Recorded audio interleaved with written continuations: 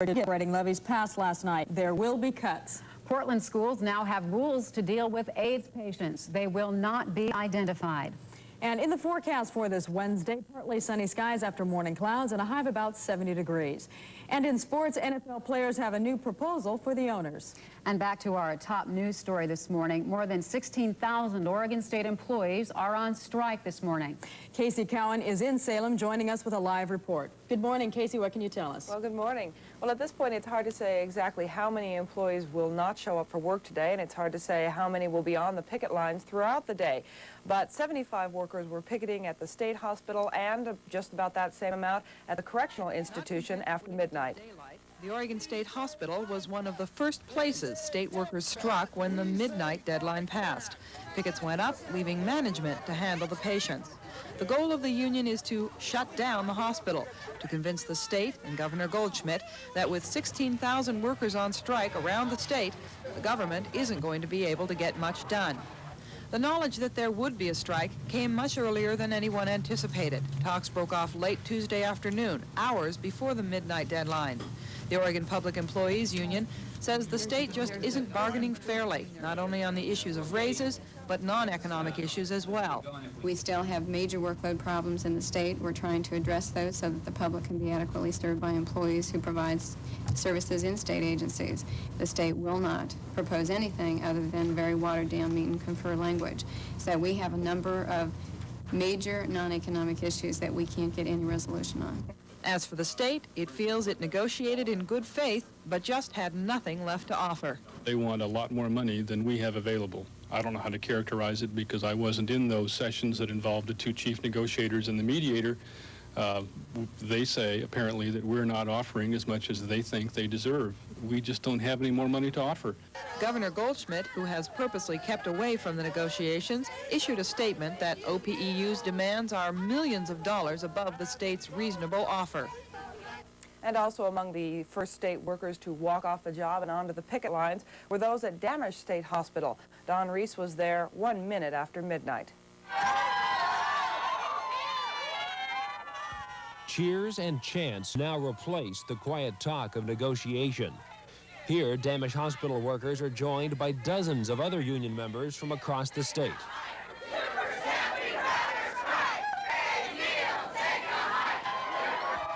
These people say they're overworked and underpaid.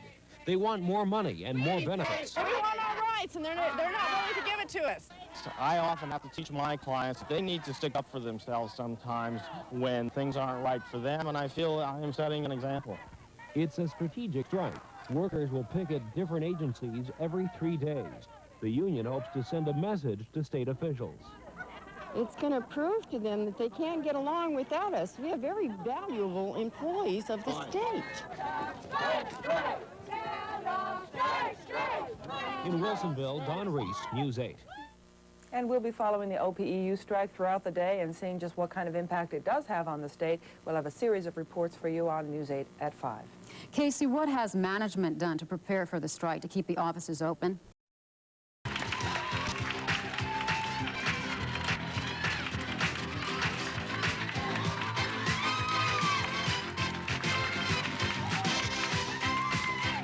And now a game of high stakes where every decision Affected by the walkout. Casey, has the negotiator been able to convince both sides to come back to the bargaining table? Yes, Pete. We just heard this afternoon from state negotiator John Vail. He called to tell me that he was able to convince both the state and the union to agree to go back to the bargaining table. That will happen Friday morning at 10 o'clock.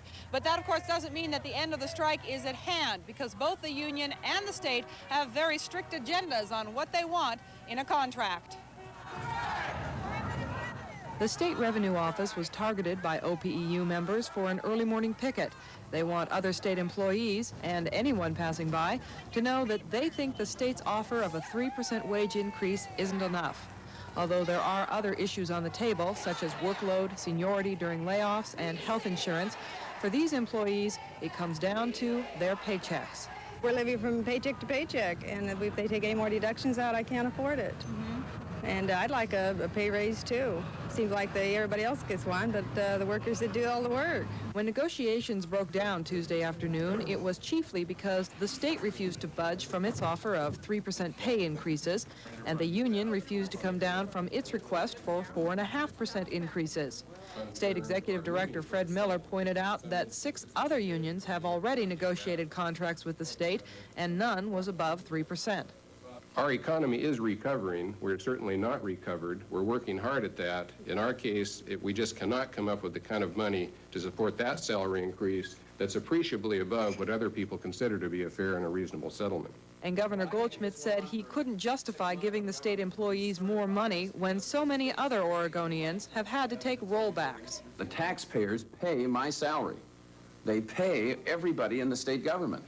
There are 1,200,000 of them out there going to work every day, and we're collecting their taxes, and it's our responsibility to figure out how to spend the money. The news conference was interrupted by striking workers who filled the governor's outer office chanting slogans. Goldschmidt did not acknowledge the protesters as he left the room. But the governor does acknowledge that the strike will undoubtedly disrupt state business, and there will be some inconvenience to the public. Now, there was probably some of that occurring today as hundreds of workers did not go on the job. But it wasn't a massive walkout by all 16,000 state employees. We have some statistics that were released by the executive department, a survey they did. The 2 areas hardest hit were the state hospitals targeted by the union. Damaged hospitals had 92% of their strikeable employees walk out. The state mental hospital had 68% walk out. Another area of government targeted was the Department of Revenue. 37% didn't show up there. Next highest was the Corrections Division. 30% didn't show up. And the Department of General Services had 27% of its strikeable employees absent. Some departments with high attendance included the Employment Division with only 9% missing, and the Treasury Department with its absentee rate of 3%. Now, the union says that it thinks this list of attendance rates from the executive department is, well, suspect. And they also say that the numbers game is not the way to really judge the merit of the strike and the effectiveness of it. What is the way to judge the strike? Well, they do have quite a sophisticated strike strategy, and Walden Kirsch has been looking into that. Deal! Let's be real! We can't afford your lousy deal! Strikers began the day with a high-decibel demonstration on the interstate bridge. Before the workday had even begun, tens of thousands of commuters found they were heading for Oregon strike territory, and a state labor force seemingly proud to be out. Long faces, droopy faces. No, we're going to win this. I have nothing to lose and all to gain. But appearances there on the bridge were deceptive. Within the city of Portland, there were no union-sponsored walkouts. OPEU members were told by their leadership to report for work as usual.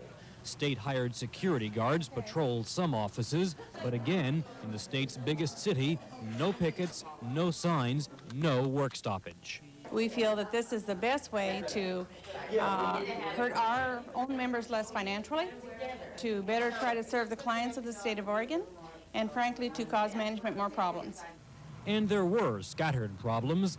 3 local Adult and Family Services Division offices were closed by state officials in anticipation of the strike. Union workers were shuffled around. The result was some confusion and annoyance. It's just, I'm a single parent, and it's real tough.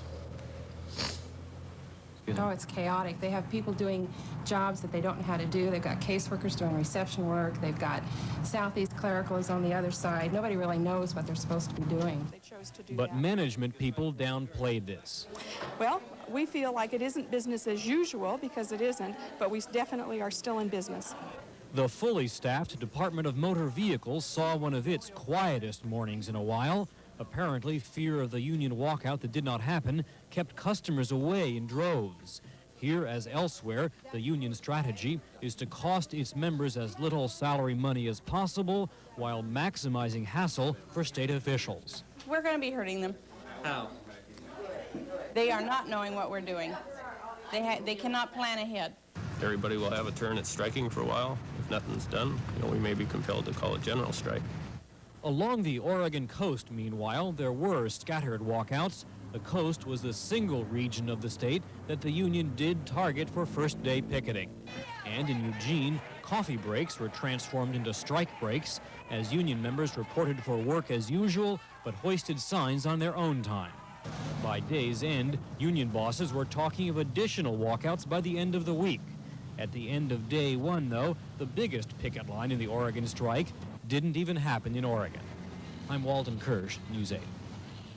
Meanwhile, management has had to roll up its sleeves and go to work where the employees have walked out. Now, at Damage Hospital, which was one of the first ones struck, Don Reese reports that the patients there are just getting the basics. The night shift ended early and loudly at Damage State Hospital. In the midnight darkness, members of the state's largest public employees union joined in a show of solidarity.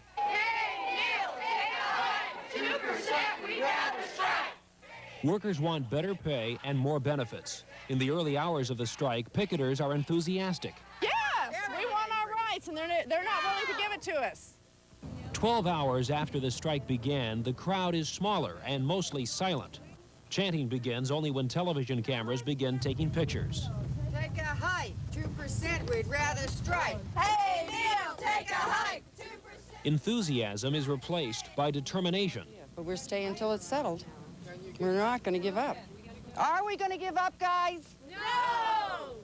By leaving behind hundreds of hospital patients, these workers are trying to force the state to give in. But the state is fighting back with a small army of new workers. Workers like Art Kyle. He handles public relations for the state health division. Now he's scrubbing pots and pans.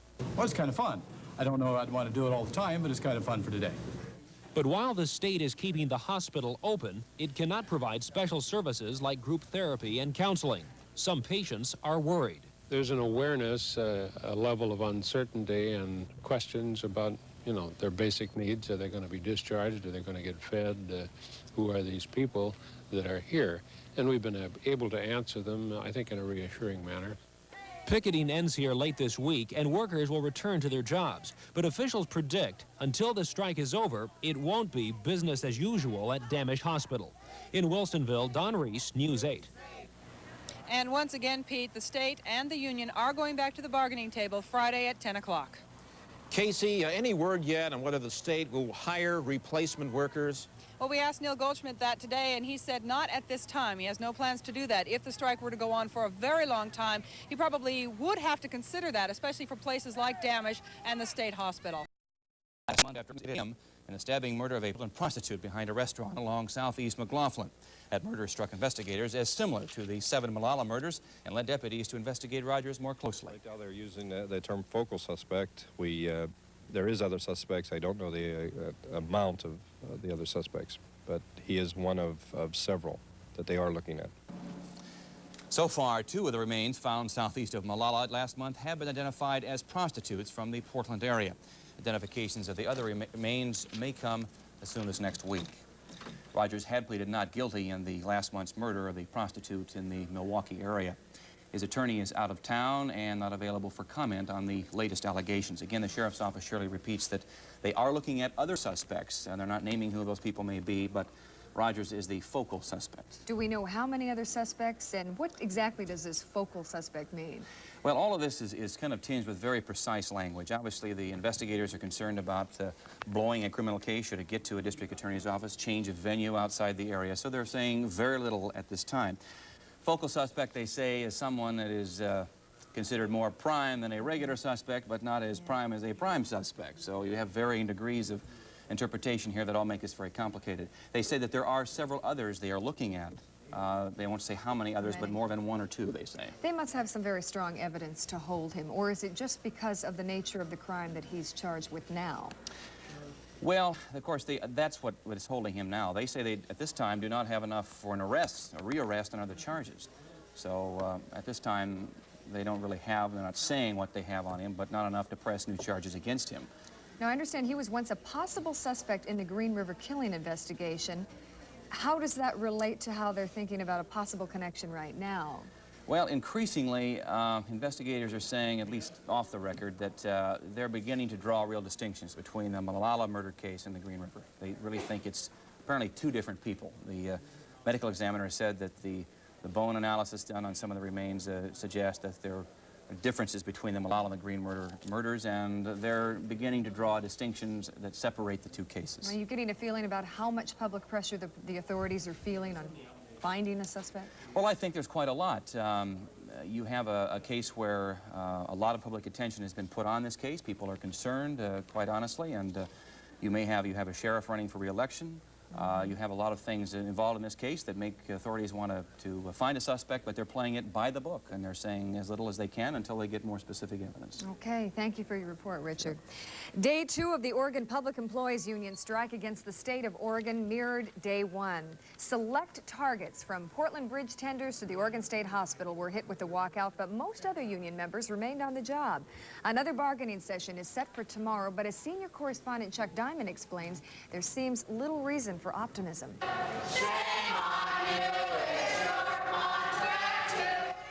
At the Department of Revenue, union members crossing picket lines limited the effect of the strike. At the Oregon State Hospital, most eligible to strike have. Some have found innovative ways to picket. Others say they found innovative ways to strike. In a typical general strike walkout of all employees at one time, all the employer has to do is just wait. Waits until the pocketbook forces people back on the job. Our strike puts the employees in control, not the employer. The union argues by calling workers off the job some days and sending them back others, it protects the workers' pocketbook, thus setting up the potential of a very long strike. But I think they should be noticing something also, which is we made the responses necessary, and I think we can continue to do it. Perhaps the key question in this battle between union and state is whether the union strategy of selectively targeting agencies and institutions can legally go on indefinitely. What you're really saying is the rolling strike is a euphemism for chaos. And we aren't going to permit chaos. We're not going to permit the customers of the government who pay for the services to be given chaos. We are not going to pay people to create it. The governor strongly implied the state may tell workers they cannot return to work if they go out a second time. Let me just say that the governor, like it or not, will be forced to live within the confines of the statutes, and people have a right to engage in strike activity. What frustrates those public workers on strike is a belief the governor could find enough state dollars to settle the strike, from the legislature's emergency board, for example. He's stubborn. He doesn't want to spend more money. He wants money in the e-board so he can give it to businesses who want to relocate in Oregon. Well, I'm sorry. I mean, I think if you run a service industry, you can't treat your workers as the bottom of the barrel. They're the ones who carry the weight. The governor counters that the state's offer is fair, and he doesn't plan to increase that offer when both sides return to the bargaining table Friday. We're not going to go beyond the 3 and 3. I mean, we've given managers a 2% increase. We've settled with other unions and are moving to settlement. We're not going to come in and say we're going to give OPEU twice as much. Well, then I guess we won't have a settlement Friday. The negotiating session tomorrow could be a very short one. Chuck Diamond reporting for Newsroom 6. That strike already has closed 6 day-use parks on the northern Oregon coast. This week's levy defeat may not bring an end to athletics in the Hillsboro Union High School District. Coaches and business people are trying to save after-school programs, which lost their funding in this week's defeat. As Mark Katkov reports, their plan, though, has some critics. A majority of Hillsboro's voters said no to the high school district levy last Tuesday, and no meant an end to students' extracurricular activities. But the district's 40 coaches are not accepting that decision and have resolved to continue athletics, even to the point of foregoing some salaries. As the coaching staff really firmly believes that they owe it to the students. The coach's plan is to increase the students' sports participation fee from the current $25 to as much as $292 for varsity basketball, $105 for varsity football. Students unable to pay would be helped by a community fund, which has yet to be established. The coach's motives may be commendable, but it's not an idea everyone agrees with. Some teachers argue that funding the athletic program sends voters the wrong message. The president of the Hillsboro Teachers Union warns that rescuing athletics will only divert attention from academic programs that also fell with the levy. That they've got to put the priorities other than in sports and in activities, and it should be the entire educational program. Because of the levy defeat and teacher layoffs, next semester students will be allowed to register for only 5 courses. They can now take as many as 7.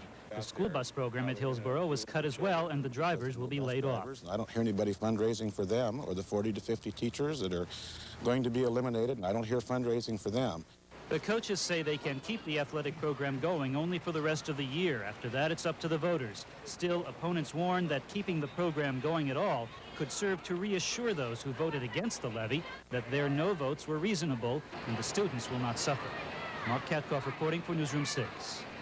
While Hillsborough is picking up the pieces from its levy defeat, the city does have some reason to celebrate. 1 year after Fujitsu America came to Hillsborough, the company is making another major investment, as Ken Boddy reports. It was the kind of announcement Governor Goldschmidt couldn't stay away from. On this 145 acres owned by Fujitsu, construction will start immediately on a $30 million manufacturing plant employing 500 people. It will be the second plant on this site. We were very pleased with the success achieved here in Hillsborough during the factory's first full year operation. The first plant opened in June of last year. There are 200 employees here making disk drives and disk enclosures for computer systems. The first-year performance prompted the go-ahead to Phase 2. The original plant is expected to add 300 jobs of its own in the next year. The well-publicized industry shakeout of the last few years is over. The major players have emerged, and Fujitsu America is one of them. Fujitsu officials say they are making a long-term commitment to Oregon. If the business continues to grow for Fujitsu's products, the Hillsborough operation could grow to include a workforce of 3,000 plus. Fujitsu America's continuing investment in Oregon not only translates into jobs at this site, but increased contracting business with Oregon's suppliers. Last month, Fujitsu America's sister company, Fujitsu Microelectronics, announced the construction of a wafer manufacturing plant in Gresham. Both companies are subsidiaries of Fujitsu Limited of Japan, a $12 billion corporation. The new manufacturing facility should be completed by March of 1989, and Fujitsu officials say that depending upon business conditions, they may announce a third phase, which could mean even more jobs. In Hillsborough, I'm Ken Boddy reporting for Newsroom 6. Well, on the 17th day of September, we are officially 7 days away from the start of fall. Yet overnight temperatures are in the 40s, a little brisk. While the daytime temperatures, they have been rising. Will that trend continue tomorrow, Miles? It'll continue to be nice tomorrow, Mike. Not quite as warm as our 80 degrees today. We'll be in the 70s. It'll still be lovely. Let's take a look at the satellite picture. You can see not a whole lot of cloud cover across the northwest. There are a couple of systems off to the west of us in the Gulf of Alaska that will probably continue to stay in the Gulf of Alaska with low pressure there. High pressure continues to be the story across the west, and there's the storm track. It misses us to the northwest. If you're going to southeast Alaska, though, expect rain. But here in the northwest and tonight, it ought to be nice. Fair and mild temperatures ranging anywhere from the upper 70s to the mid-60s a little bit later on. You'll love the forecast when I come back a little bit later with it. Mike and Shirley?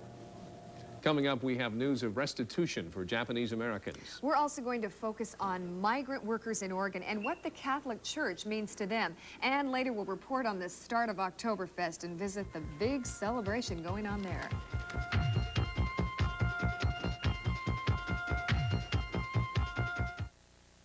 It's happening right now. The Toyota Tag Sale. That means your Toyota dealer is making the year's best deals. You know what? You got a deal. We're clearing out our entire 1987 inventory to make way for the 88s. So you'll find sale tags on every car, every truck, every Toyota in stock. I'll take it. The time to buy America's #1 selling import is now. So get down to the Toyota Tag Sale today, and the right deal will be yours right now.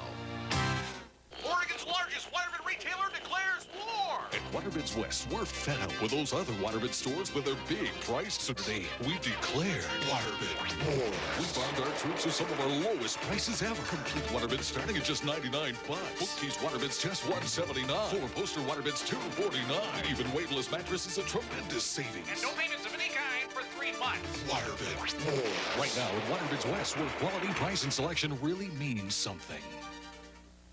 Now this is something new. McCall's Service Protection Plan for people like me who depend on oil heat. This plan covers things other oil companies won't touch. McCall tunes up your entire heating system. They're on call 24 hours a day with no cost for parts or labor and no overtime charges. Now that's a plan. Why do you need it? Just in case. Hello, McCall? Compare the alternatives. There's no other plan like it. Call McCall. We've got you covered. A legend is coming to town. A legend 67 years in the making. White Castles, those legendary hamburgers and cheeseburgers with the irresistible taste, are now available to everyone in the frozen food case where you shop. Frozen White Castle hamburgers and cheeseburgers come ready to heat and eat. They take just seconds to prepare in your microwave. For a whole new world of snacking in the comfort of your home, get some soon. You'll be glad you did. Oregon has been trying for almost 2 years now to find a replacement for fired medical examiner William Brady. Well, today, the second top candidate for the job turned it down. Dr. John Budd of Calgary, Alberta, now joins Dr. Fred Jordan of Oklahoma in saying no to the $80,000 a year post. Health Division Administrator Christine Gebbe says further recruitment will be discussed at a meeting sometime next week. A bill passed the U.S. House today offering both an apology and compensation to Japanese Americans interned during the Second World War. That bill faces an uncertain future. President Reagan's advisors are recommending a veto. The measure authorizes payments of $20,000 to people of Japanese ancestry who were relocated or confined in the government's internment program. The bill was the only legislation passed by the House on the 200th birthday of the U.S. Constitution. The actions that occurred during the Second World War and the relocation and internment was a violation, I think, of basic constitutional rights. To have a bill like this pass on this date is particularly significant for that reason. That bill also provides money for educational programs. The House rejected an attempt to delete the more than $1 billion set aside for compensation of those who were held. Our system of justice is based upon damages, compensating people for loss of rights. And we're also talking about the loss of real and personal property for people on the West Coast. And that was an actual loss. There are psychological studies that show the impact during that time of those people also. That bill is to come before the Senate next week. Pope John Paul was greeted in California today by a man who is very well known in his own right. A man whose reputation for screen violence presented a marked contrast to the man spreading a message of love and compassion. Mark Phillips has this report. Pope John Paul II dealt with at least 2 well-known American institutions in California today. Well shielded by security guards, he was introduced to Clint Eastwood, the actor, mayor of Carmel, in a receiving line at the Monterey airport. And at an outdoor mass attended largely by migrant farm workers, he took up their cause, citing the U.S. Constitution, whose anniversary he acknowledged today. I appeal to landowners. Write feedback, KATU, Office Box 2, Portland, Oregon, 97207. From the KATU Television Center in Portland for Oregon and Southwest Washington, this is Channel 2 News at 6:30. Good evening, I'm Paul Lindman. Melissa Mills is off tonight. A Canby man who is already being charged with stabbing to death a Portland prostitute is the prime suspect in the Molalla Forest murders. These pictures of Dayton Leroy Rogers were taken early last month after he was accused of killing a prostitute behind an Oak Grove restaurant. The Clackamas County Sheriff's Department is now disclosing that Rogers is a suspect in the murder of 7 women whose bodies were found near Molalla. Yamhill County Prosecutor John Collins describes him as one of the most dangerous criminals he has ever known. I don't want to say something that might affect the pending case against him in Clackamas County, so you understand my being cautious there. But I think it's fair to say that I thought then and I think now that he's a very dangerous person.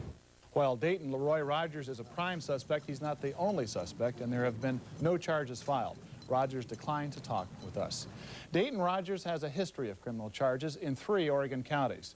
In some of those cases, he was found not guilty by reason of mental defect. That means the court found that Rogers committed the crimes, but did not have the mental responsibility for them. That was in 1976. Wording of the insanity plea has changed since then to guilty, except for mental disease or defect. Portland attorney Wendell Birkland explains. That they weren't saying before? Well, I think they're saying now what in fact was always the truth.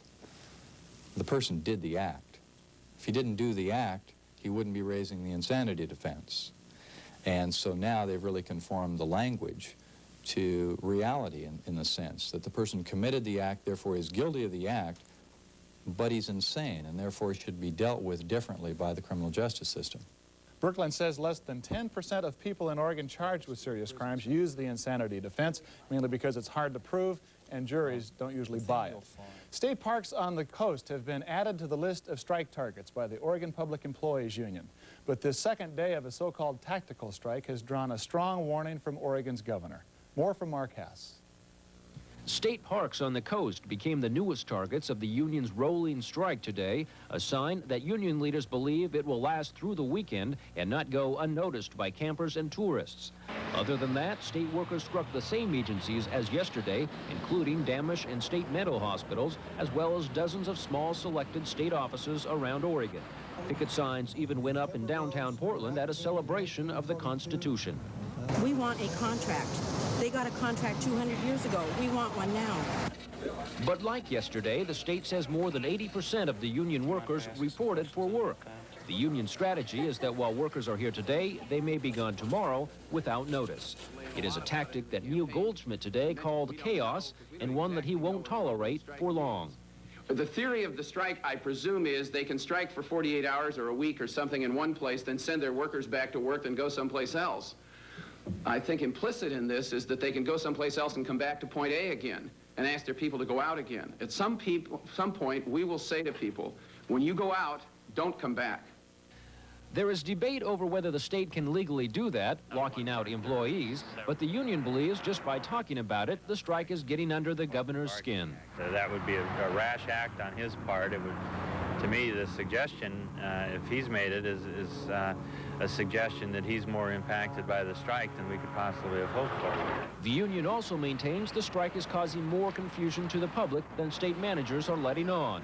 The union reports some welfare programs have been disrupted to the point of chaos, but the state denies any major problems. Because we have consolidated some of the staffs and we have management staffs being diverted to those offices, we're still able to handle the clients who are coming in. Despite the public war of words, the two sides meet in private once again tomorrow at the bargaining table. But there will be a big difference in these negotiations from those that broke off on Tuesday. These talks will be conducted against the backdrop of an ongoing strike. In Salem, Mark Hass, Channel 2 News. Well, the public employee strike could definitely have an effect on college campuses around the state if it's not settled soon. Right now, the state's 3 major colleges are not in session, but come next week, when it's time to register for classes, things could be chaotic, especially if the clerks who handle registration are on strike. The OPEU won't say whether the strike will be expanded to the state's colleges, but just in case it is, school officials are taking precautionary steps to make sure everything goes smoothly. We'll have to go to contingency plans, which first call for getting assistance from other non-bargaining unit personnel, management service, and so on, from other offices on campus. Strike or not, school administrators say it will be business as usual come next week. Classified workers at the Oregon Health Sciences University have avoided going on strike. Members of the American Federation of State, County, and Municipal Employees have ratified a new contract agreement. The union represents 2,200 workers at the Health Sciences University. A Hillsborough School Board member has resigned following this week's levy defeat. Martin Butler submitted his resignation yesterday. Tuesday's levy failure put the school into the state's new safety net. It also means the elimination of almost all bus transportation, athletics, and after-school activities. Butler's resignation also comes as a recall effort is underway against several school board members. Well, on this 200th birthday of our Constitution, the House today passed legislation apologizing to thousands of Japanese Americans interned during World War II. But while the measure offers survivors compensation, those here in the Northwest shouldn't get their hopes up yet. Tim Hilliard explains from Channel 2's Washington, D.C. Bureau. 45 years ago, over 20,000 Northwest residents were rounded up. They were among 120,000 Japanese Americans taken by bus and train to relocation camps. They had homes, businesses, belongings, all either left or sold, quickly, cheaply. Back then, the government explained it all in a word: security. Japanese fishermen had every opportunity to watch the movement of our ships. Japanese farmers were living close to vital aircraft plants. There was, in fact, little danger of sabotage, and the government knew it. In '42, Norman Mineta was a 10-year-old Cub Scout. We lost our homes. We lost our businesses. We lost our farms. But worst of all, we lost our most basic human rights. Today's apology to Americans like Mineta was never in doubt. The debate centered on plans to pay $20,000 to each camp survivor. The committee is asking us to purge ourselves of somebody else's guilt with another generation's money. It's estimated 10,000 who lived in the camps still live in the Northwest. Perhaps that's why all but 2 Northwest congressmen supported the payments. Seattle's Mike Lowry proposed them. Our system of law has in it compensation for when you were wronged, and specifically compensation for when you were wronged by the government. So just to say, hey, here's an apology, that is not enough. The payments were approved by House members today. Senate approval is expected next week. But problems loom. The president is threatening to veto. Plus, today's vote only authorized the payments. The actual money, some $1.2 billion, must still be set aside. That will take more votes and perhaps more courage. In Washington, D.C., Tim Hillard, Channel 2 News. Today is the 200th birthday of the U.S. Constitution, and among the many celebrations across the nation was one right here in downtown Portland. Several hundred people showed up to enjoy the party at Pioneer Courthouse Square, including some local dignitaries who turned out to talk about the last 200 years and about the future. While we blacks and we women were not included in 1787, we are very much included in 1987. Because the constitutional process is alive, is well, and continues to work. Oh, say does that star-spangled banner. Back criticism over the way the city of Portland spends its money on cars, and new jobs promised for the Hillsborough area.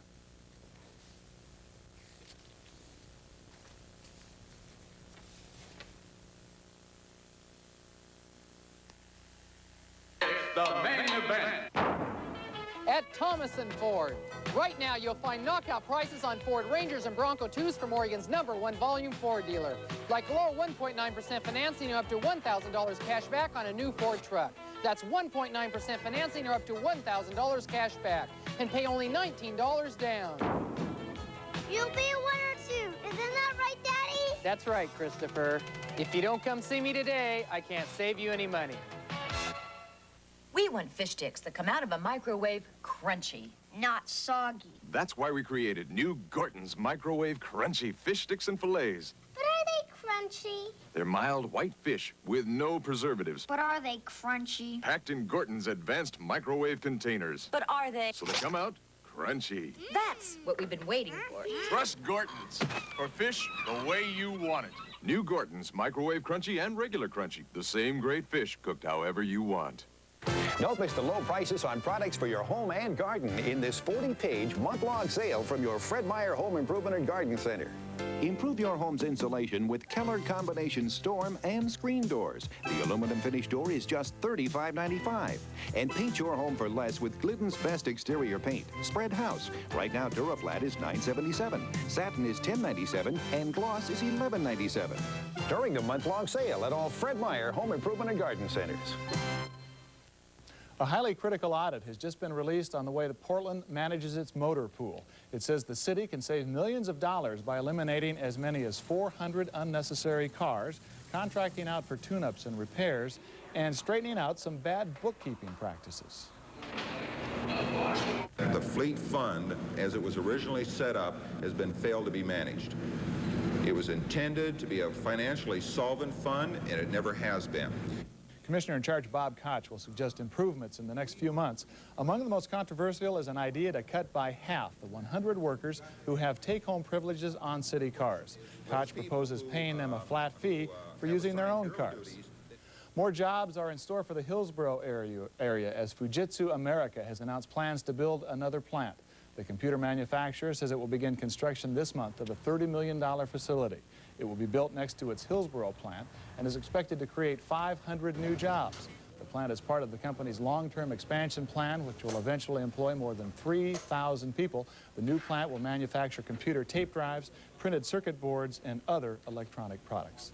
Wall Street continued its downward trend today. The Dow Jones dropped another 2 points, closing at 2527. The Dow has now fallen close to 81 points for the week. And some of the finest products that come out of Oregon are on their way to the Far East tonight. Sandy Poole has the story in today's Business Report. There are hopes for a prosperous Oregon future tied up in these shipping crates.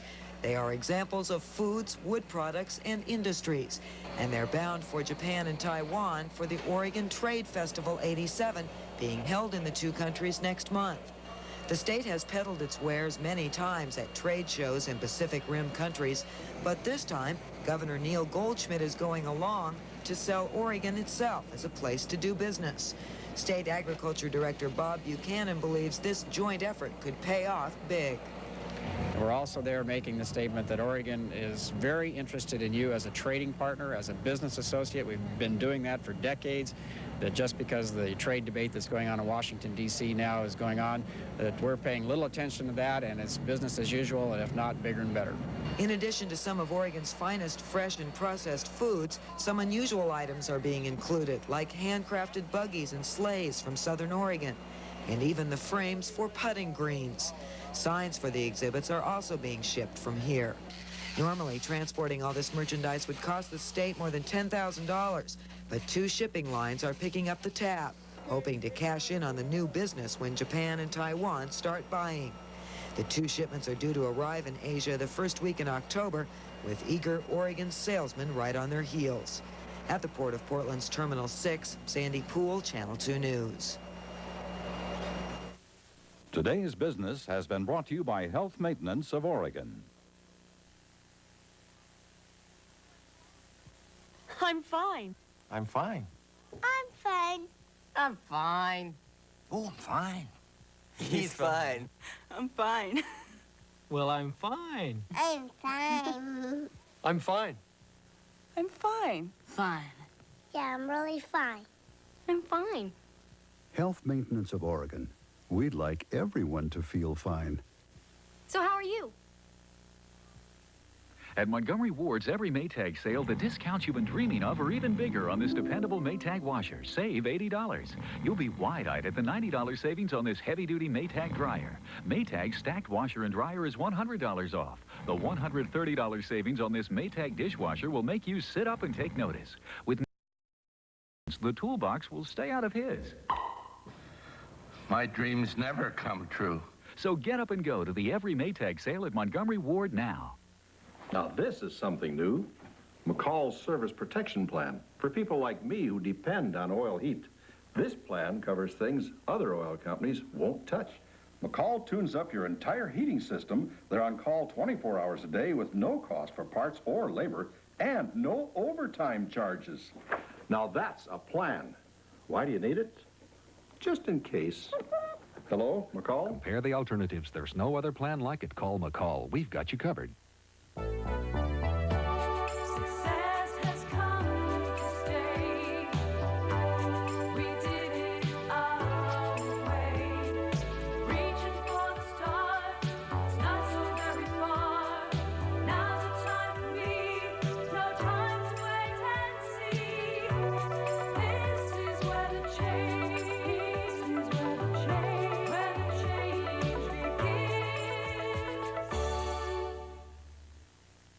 This is a busy time of year if you're a sportscaster, but Steve Arena has it covered, I believe. NFL strike. You know, they can't even get to the negotiating table, let alone trying to hammer out a bargain. That's the main thing right now they're trying to settle. 5 days and counting before the NFL strike deadline. Reports indicate both negotiators plan a private meeting tomorrow in hopes of getting the talks on track for a possible settlement.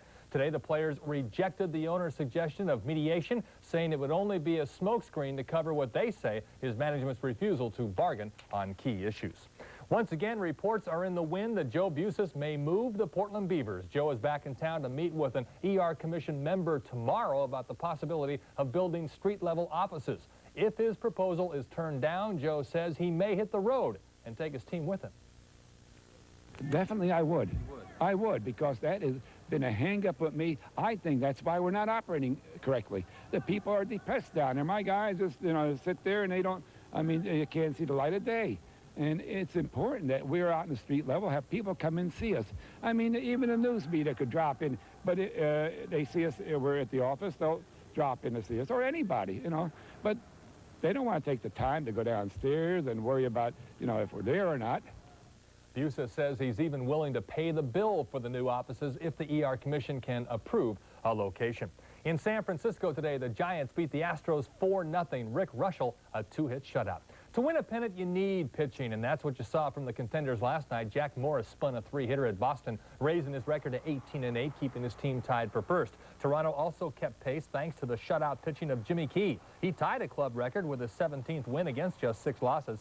7-0 over Baltimore. The Blue Jays and Tigers remain tied. In the National League, Dwight Gooden was at his best. 3-hitting Montreal, striking out 11. The Mets remain a game and a half behind St. Louis in the East. In college football, Oregon takes a 1-0 record into Buckeye country Saturday, taking on 4th-ranked Ohio State. Rich Brooks says it will indeed be a test. Well, you know, it's a real measure of where we are, obviously. After the game, we'll be able to tell whether our defense is really as good as it looked in the first game, whether our offense can protect the passer as well as they did in the first game. So there's a lot of things that we'll be able to judge much more clearly after the Ohio State game, because I don't think anybody you know, is going to say Ohio State's not a good football team. They're obviously a great football team. Tommy Nakajima shot a 10-under-62 today for the first-round lead at the Greater Milwaukee Open. I'll tell you, when he says that's a measure against Ohio State, Brooks, that's a measure. Yeah. And a measure of today's weather is next. It's getting hard to measure up against this weather. It comes about November 15th, and we look back on how nice the end of summer was. But it's just going to be more nice. Stick with us. Weather's next.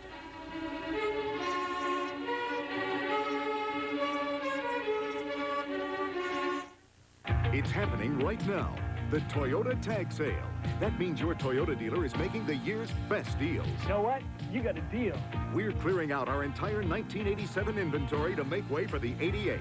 So you'll find sale tags on every car, every truck, every Toyota in stock. I'll take it. The time to buy America's #1 selling import is now. So get down to the Toyota Tag Sale today, and the right deal will be yours right now.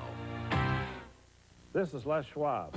If you want to save money on tires, you've come to the right sale. The Les Schwab Fall Tire Sale. The best time of the year to buy tires. Tires for work, tires for play. High performance to all seasons. Les Schwab's Fall Tire Sale is the one you've been waiting for. Sale prices on custom wheels, gas shocks, and batteries, too. Backed in writing with the Les Schwab warranty. The warranty you don't pay extra for. Anyone who needs tires should shop this sale. Before you talk yourself out of owning a new home, listen to what Don Morissette Builders can do for you. I'm now a manufactured home. Today's manufactured home. You bought a house. Built for living, built for life.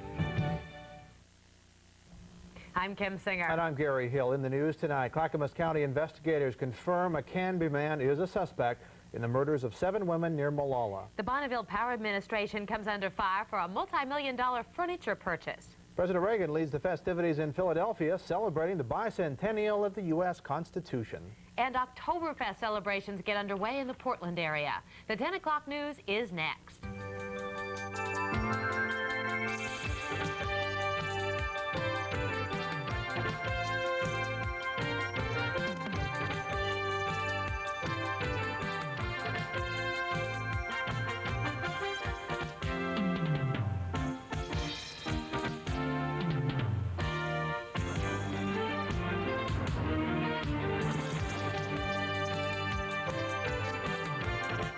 Good evening, everyone. The focal suspect. That's how Clackamas County investigators now describe a Canby man and his relationship to 7 bodies found near Molalla. 33-year-old Dayton Rogers is already in jail, accused of felony murder in an unrelated case. But people, that is, who knew him are surprised at the news that he's now the main suspect in the Molalla case. Lars Larson has our story. Really nice guy, real clean cut. Always came and worked real hard, long hours. He was there on a Sunday evening. That was the night that we were over there. And I'm shocked, totally shocked to hear, you know, what he's been accused of. Substitute teacher Ann Lewis lived just down the road from the engine shop run by Dayton L. Rogers. Rogers is considered the main suspect in the Molalla Forest murder case. 7 bodies were found in the forest south of Dickey Ferry about 2 weeks ago. 2 have been identified. The first, 23-year-old Lisa Marie Mock from southeast Portland. The second victim was identified this week as Maureen Hodges of southwest Portland. Rogers was taken into custody in early August and charged with felony murder in the August 7th stabbing death of Jennifer Lisa Smith. A spokesman for the Clackamas County Sheriff would only say Rogers is the focal suspect and that there are other suspects. Dayton Rogers lived in this Canby home with his wife and his in-laws until his arrest last month. A neighbor who knew him says people had mixed opinions. Some people around here were thinking he's a real bad guy, you know, real rapist and all that kind of stuff. He didn't really seem like that kind of guy to me, though. Really didn't. Rogers ran this small engine shop, fixing lawnmowers and chainsaws in the town of Woodburn. Ann Lewis says she had reason to think Rogers was a nice person. Well, we took our boat over one evening. We'd had trouble with it. It was about 10 o'clock at night, and he offered to work on it right that night, and we were just shocked. He was a real articulate man, and I'm really surprised when I read in the paper that they said he was found innocent by mental defect because he was real articulate. A copyright story in the Portland Oregonian says Rogers has a history of violent sex crimes, but has been found not guilty in several cases based on a mental defect defense. Rogers is in custody at the Clackamas County Jail tonight. His bail hearing is set for October 16th. In Oregon City, Lars Larson, the 10 o'clock news. Members of the Oregon Public Employees Union on strike against the state continued their strategic walkout today, striking at virtually the same spots they targeted yesterday, which was the first day of the walkout. Today, though, the union got a strong warning from the governor. He told strikers if they continue to go back and forth from work to the picket lines, at some point they won't be allowed back on the job. Trish Nyworth has more. There are some here, some there. One picketer at a Woodburn area way station signaling trucks not to stop. Yes, they go in spurts. Mostly the union trucks are not stopping. Yesterday, probably 150, 200 did run the scales. At OSCI, their percentage was better. This was the first truck this morning to try and cross the line. Please extend some dignity to us and turn around. At least have your boss contact out here and find out, please. They don't need any cookies today anyway. The number of workers out remained high at select locations. About 2,000 participated again in a strategy union officials call striking smarter. Strategy does is enable us to last for a very long strike, where our individual members individually are not hurt economically, but the employer is in a state of chaos. The disruption hasn't come so much in customer inconvenience as it has in management confusion. And the governor says he won't keep trying to second-guess the union indefinitely. At some point, we will say to people, when you go out, don't come back until this is settled. State officials haven't decided yet if they'll have a lockout policy or what kind it would be. In the meantime, they have been moving management staff to make up for the areas hardest hit, like the state hospital and Damish. State officials have not only moved in central management people to help out, they've shuffled some employees from here at Fairview. If you recall, the state has just spent thousands of dollars to get this place recertified and fully staffed.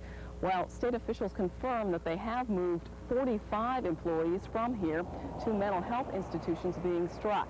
They have checked with federal officials who say for the short term, this is no problem. A negotiating session is set for tomorrow.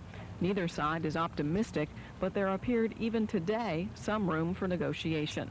We're not going to come in and say we're going to give OPEU twice as much. Would you perhaps move the starting date to 3%? That's possible. That means for half of the first year of the contract, employees get nothing. They want to move it up to the beginning of the contract year. Certainly we'll look at that. Would that be enough? Depends where they are with everything else. No, by itself it would not. Talk like that may mean that this public employees strike may well turn out to be not so long after all. In Salem, Trish Nyworth, the 10 o'clock news. State Representative Ron Ekus of Eugene has been appointed to the Oregon Public Utility Commission. Governor Goldschmidt appointed him today to replace Commissioner Charles Davis, who's stepping down. Goldschmidt also appointed a new director for the State Department of Energy. Dave Yaden of Lake Oswego got the nod. Yaden is a longtime political ally of the governor. Most recently, he worked for NERCO Incorporated. The Bonneville Power Administration is under fire tonight, but it's got nothing to do with electricity this time. The agency, which has asked for a big rate hike, is now being criticized for buying $6 million worth of office furniture and discarding old but perfectly usable furniture. Florence Jonick has details on that. For years, critics have complained that the Bonneville Power Administration is wasteful with money. Now those critics have something new to hang their hats on. The Federal Power Marketing Agency has filled its mammoth new Portland headquarters with brand new office furniture and has given away a building full of old usable furniture. BPA is getting a $3 million credit on its federal debt for the old furniture, but the new cost $6 million. All this comes at a time when customers, like public utility districts, are facing sharp rate increases. Jack Kiley, the man in charge of the purchase, says it was more efficient to start over with new furniture in a new building. I mean, you can always say, could we have gotten another year out of the old furniture? Yeah, or 2 or 3. I think it was a prudent decision. Mick Schutt, spokesman for the Clark County Public Utility District, says the furniture purchase is typical of BPA waste. We think it's just a tip of the iceberg in Bonneville's spending habits. We have been very disturbed with the way they've spent money on a lot of things for a long time, and I think this is just evidence that they really are not that careful with the ratepayers' money. The new furniture includes 2,200 modular workstations, 43 executive offices, and 8 conference rooms. One employee complained today that the new chairs aren't as comfortable as the old ones. The old furniture is being distributed among a host of government agencies, including the Navy, the Washington State Ferry System, and the Army Corps of Engineers. In Portland, Florence Jonick, the 10 o'clock news. The city of Portland's also being criticized tonight. It has too many cars. At least that's the conclusion of a just-released audit. The report says the city could significantly cut its fleet operation costs by reducing the number of cars it owns and maintains. Is that Portland has too many cars. As our graph shows, more than 1/3 of the passenger vehicles are driven less than 6,000 miles a year. The audit says a city auto replacement plan is more than $5 million short of where it should be. Now, City Commissioner Bob Koch, who heads the Fleet Bureau, says steps will be taken to reduce the fleet. The first step will be to eliminate half of the 100 so-called take-home cars used by city employees. Koch also wants to explore using private companies to maintain city cars. He says that the City Fleet Bureau charges about $100 for an oil change, for instance, something private companies do for about $20. The Beaverton School District has pinpointed the cause of the fumes that forced the evacuation of 150 students from a modular classroom at Greenway School this week. The fumes, which made 3 people sick, were traced to a sealant that had been applied to the outside of the building on Saturday. The modular classroom at Greenway was built this summer. All 3 students affected have now recovered, the fumes have disappeared, and classes will resume in the building on Monday. Oregon's long search for a medical examiner has been dealt a hard blow. Dr. John Budd, a Canadian chosen months ago to fill the long vacant position, today announced he won't take the job. Budd was to have replaced Dr. William Brady, who was fired by the state more than 2 years ago. Now, this is the second time Oregon's been turned down. Earlier this year, Dr. Fred Jordan of Oklahoma was offered that job and tentatively accepted, only to turn it down in the end. Clackamas County Sheriff Bill Brooks says the Medical Examiners Advisory Board plans to meet next week to consider other candidates for that job.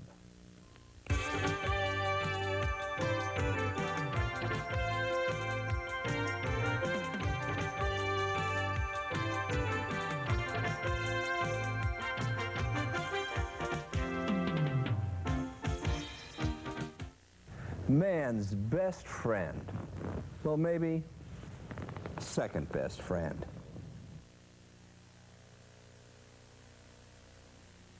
Don't miss the low prices on products for your home and garden in this 40-page month-long sale from your Fred Meyer Home Improvement and Garden Center.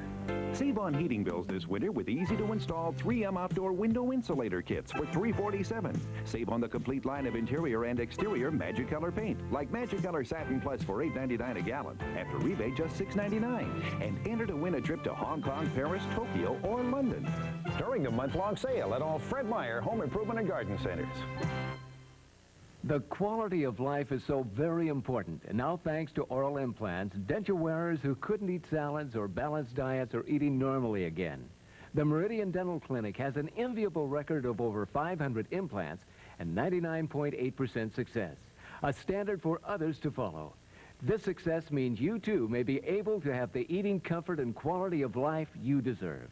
Oral implants at Meridian Dental Clinic, because the quality of life is so important.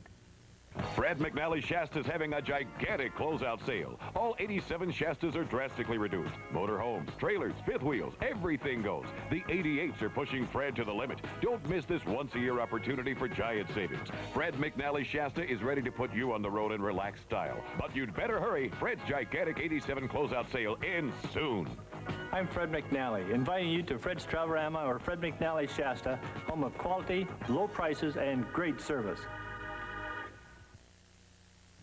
Tonight, the nation's capital is buzzing with word that the United States and the Soviet Union will announce a nuclear arms agreement in principle sometime tomorrow. This would be a major step in the arms control negotiations.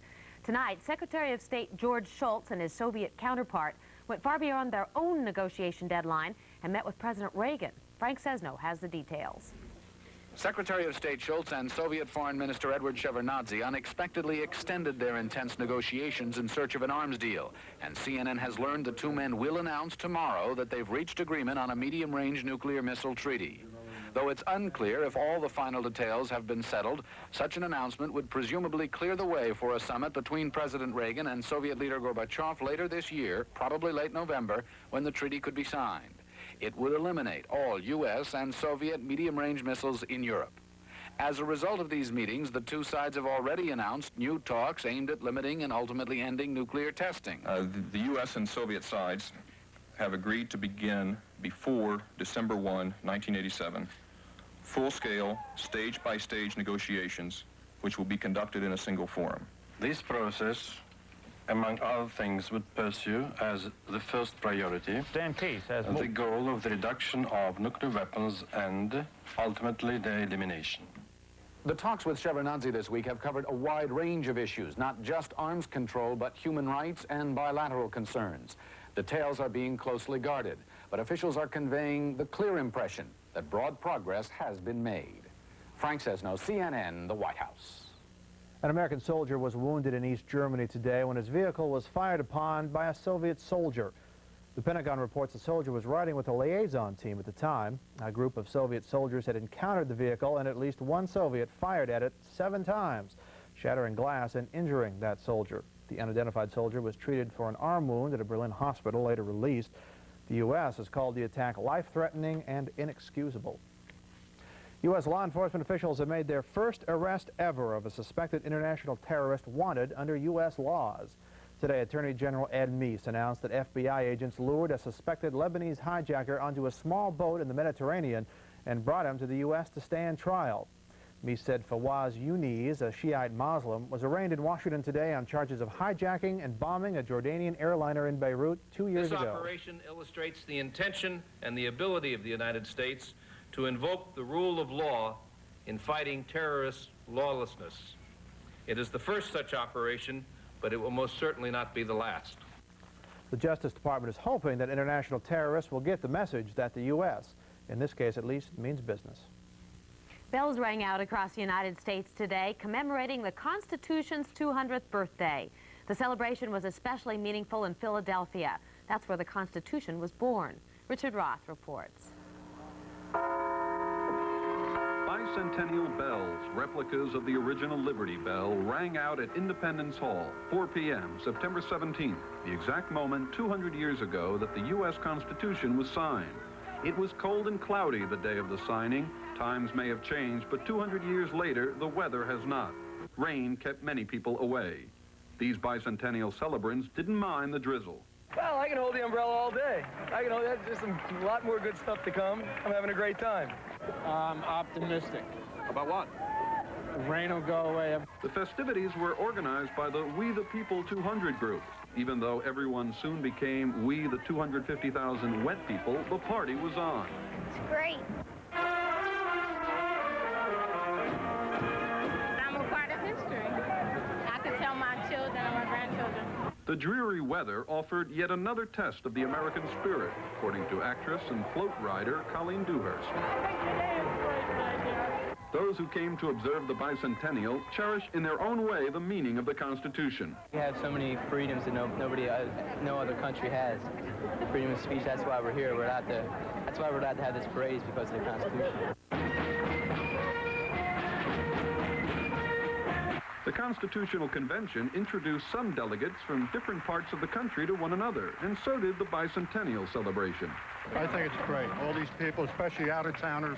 I'm from Philadelphia, but these people are very friendly. I met them for the first time. Great. For those who weathered the parade, it was on to a large food fair and a test of a different kind of Constitution. I think it's terrific to have corn on the anniversary, if you're eating it. With a touch of corn and larger doses of historical pomp, the city of brotherly love celebrated a special day for a special document. Richard Roth, CNN, Philadelphia. Church bells rang 200 times in Portland today, also part of the local ceremonies paying tribute to the Constitution. It was a vibrant color guard that bore the stars and stripes across Pioneer Courthouse Square to open today's ceremonies. And of course, what would a party be without cake? And there was one big enough to feed 500 today. Also party favors, 1,000 copies of the Constitution passed out to those who attended. On the outer fringe of today's ceremony, though, state employees set up an informal picket line pushing their case for higher wages. However, there were no incidents to mar today's constitutional birthday celebration. In Washington, meanwhile, a House vote today approved legislation to compensate Japanese Americans who were forced into internment camps during World War II. Representative Denny Smith was the only member of the Oregon delegation to vote against that bill.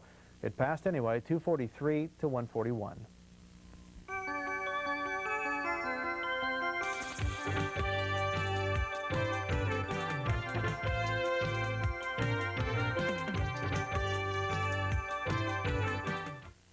Man's best friend. Well, maybe second best friend. The main event. At Thomas & Ford. Right now, you'll find knockout prices on Ford Rangers and Bronco 2s from Oregon's #1 volume Ford dealer. Like low 1.9% financing up to $1,000 cash back on a new Ford truck. That's 1.9% financing or up to $1,000 cash back. And pay only $19 down. You'll be a winner too. Isn't that right, Daddy? That's right, Christopher. If you don't come see me today, I can't save you any money. It's fall kickoff time at G.I. Joe's. Get Motorcraft spark plugs. Non-resistor, 54 cents each after rebate. Texaco antifreeze. First two after rebate, $1.49 each. Coleman 4-pound sleeping bags, $34.88. Now, he would appreciate the 5 different chili peppers used in La Victoria salsas. She wouldn't. He would. He wouldn't. Would. Would. Would. Wouldn't. Wouldn't. Would. Wouldn't. Would not. Would. Wouldn't. Would. People who appreciate the subtleties of salsa appreciate La Victoria. KGW-TV, Channel 8, Portland. This is News 8 at 11, where news and information come first. Reported by Pete Schulberg, Tracy Berry, meteorologist Jim Little with up-to-the-minute forecasts, and Scott Lynn with the latest in sports. And now, News 8 at 11. Good evening. Strike talks resume tomorrow in the selective walkout by Oregon State workers. A walkout that's creating confusion and warnings from the governor tonight. Not all the 16,500 members are on strike at the same time. And that strategy of a rolling strike has both sides issuing conflicting reports as to how many workers are off the job. Now, the strategy is causing so much confusion, Executive Department Director Fred Miller says he's considering an attempt to have it declared illegal. Meanwhile, Governor Goldschmidt says workers who walk off the job one day, then return the next, could be in jeopardy of losing their jobs.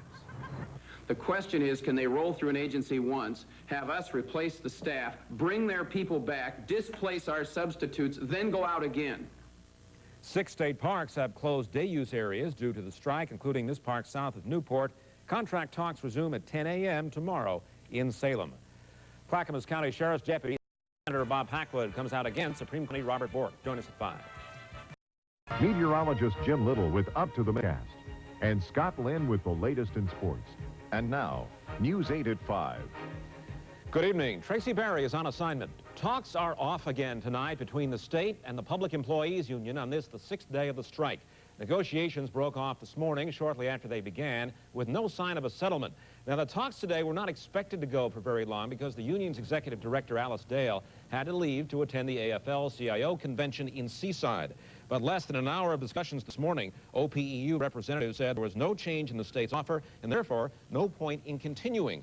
OPE says it is holding firm on a request for a 4.5% wage hike and fully paid health insurance benefits. The state says it can't offer more than 3% in wage increases. Talks are scheduled to resume on Wednesday at 5 p.m.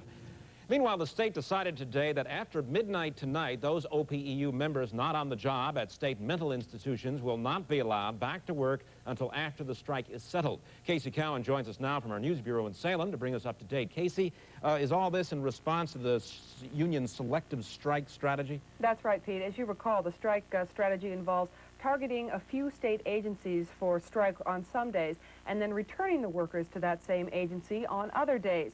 It says it wants to keep the state off balance as to where the employee shortages will occur next. But today, the executive department said no more. The state's mental institutions were among the first areas the union struck. At some places, 90% and above of the union members walked out. The state has been covering by sending managers from other agencies to Damish, Oregon State Hospital, and the Eastern Oregon Psychiatric Center and Training Center. Some people worked 12-hour shifts.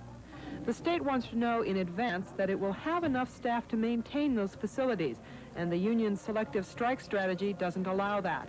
So Executive Director Fred Miller announced that after midnight Monday, any employee at the mental institutions not on the job would be replaced by temporary workers, and absent employees would not be allowed back to work until a contract settlement is reached. He called this giving the union members an option to work. If people choose to work, that is, if OPEU members choose to work, then we'll use them. If they choose not to, then we'll replace them temporarily. The union calls it a lockout, which it says is illegal under the Collective Bargaining Act of Oregon. But definitely in the situation of a selective lockout, it becomes really discriminatory treatment of employees who have engaged in strike activity, and that is illegal. Fred Miller denies that it would be a lockout, but didn't have another name for it. We're allowing them to come to work, and they can make that decision between now and midnight. But if they decide to strike again, then you're not allowing them to come back. Oh, that's true. If they decide to. Isn't that a lockout? Well, because you're giving them advance notice. You can use whatever term you'd like, but put yourself in our position. You're not going to have someone on Thursday decide that now these patients do not deserve 24-hour care. The state has been training more agency managers to take over for missing union members, but may never need to use them. The union ordered its members back to work at the institutions, and Monday had between 92 and 98% of personnel back on the job. Now, the state says it will continue its training sessions just in case the union members decide to go on strike again. And, of course, if they do go on strike, they won't be allowed back to work. The union, meanwhile, isn't giving any of its plans away. It says it may strike the mental institutions again, and then again it may not. Pete? Casey, will this lockout, if you want to call it that, be for workers at the mental institutions only? Yes, at this time, although Fred Miller did say they are considering the possibility of adding some other agencies to it, agencies that deal with the health or safety of the state's citizens. All right, Casey, a threat from the state tonight.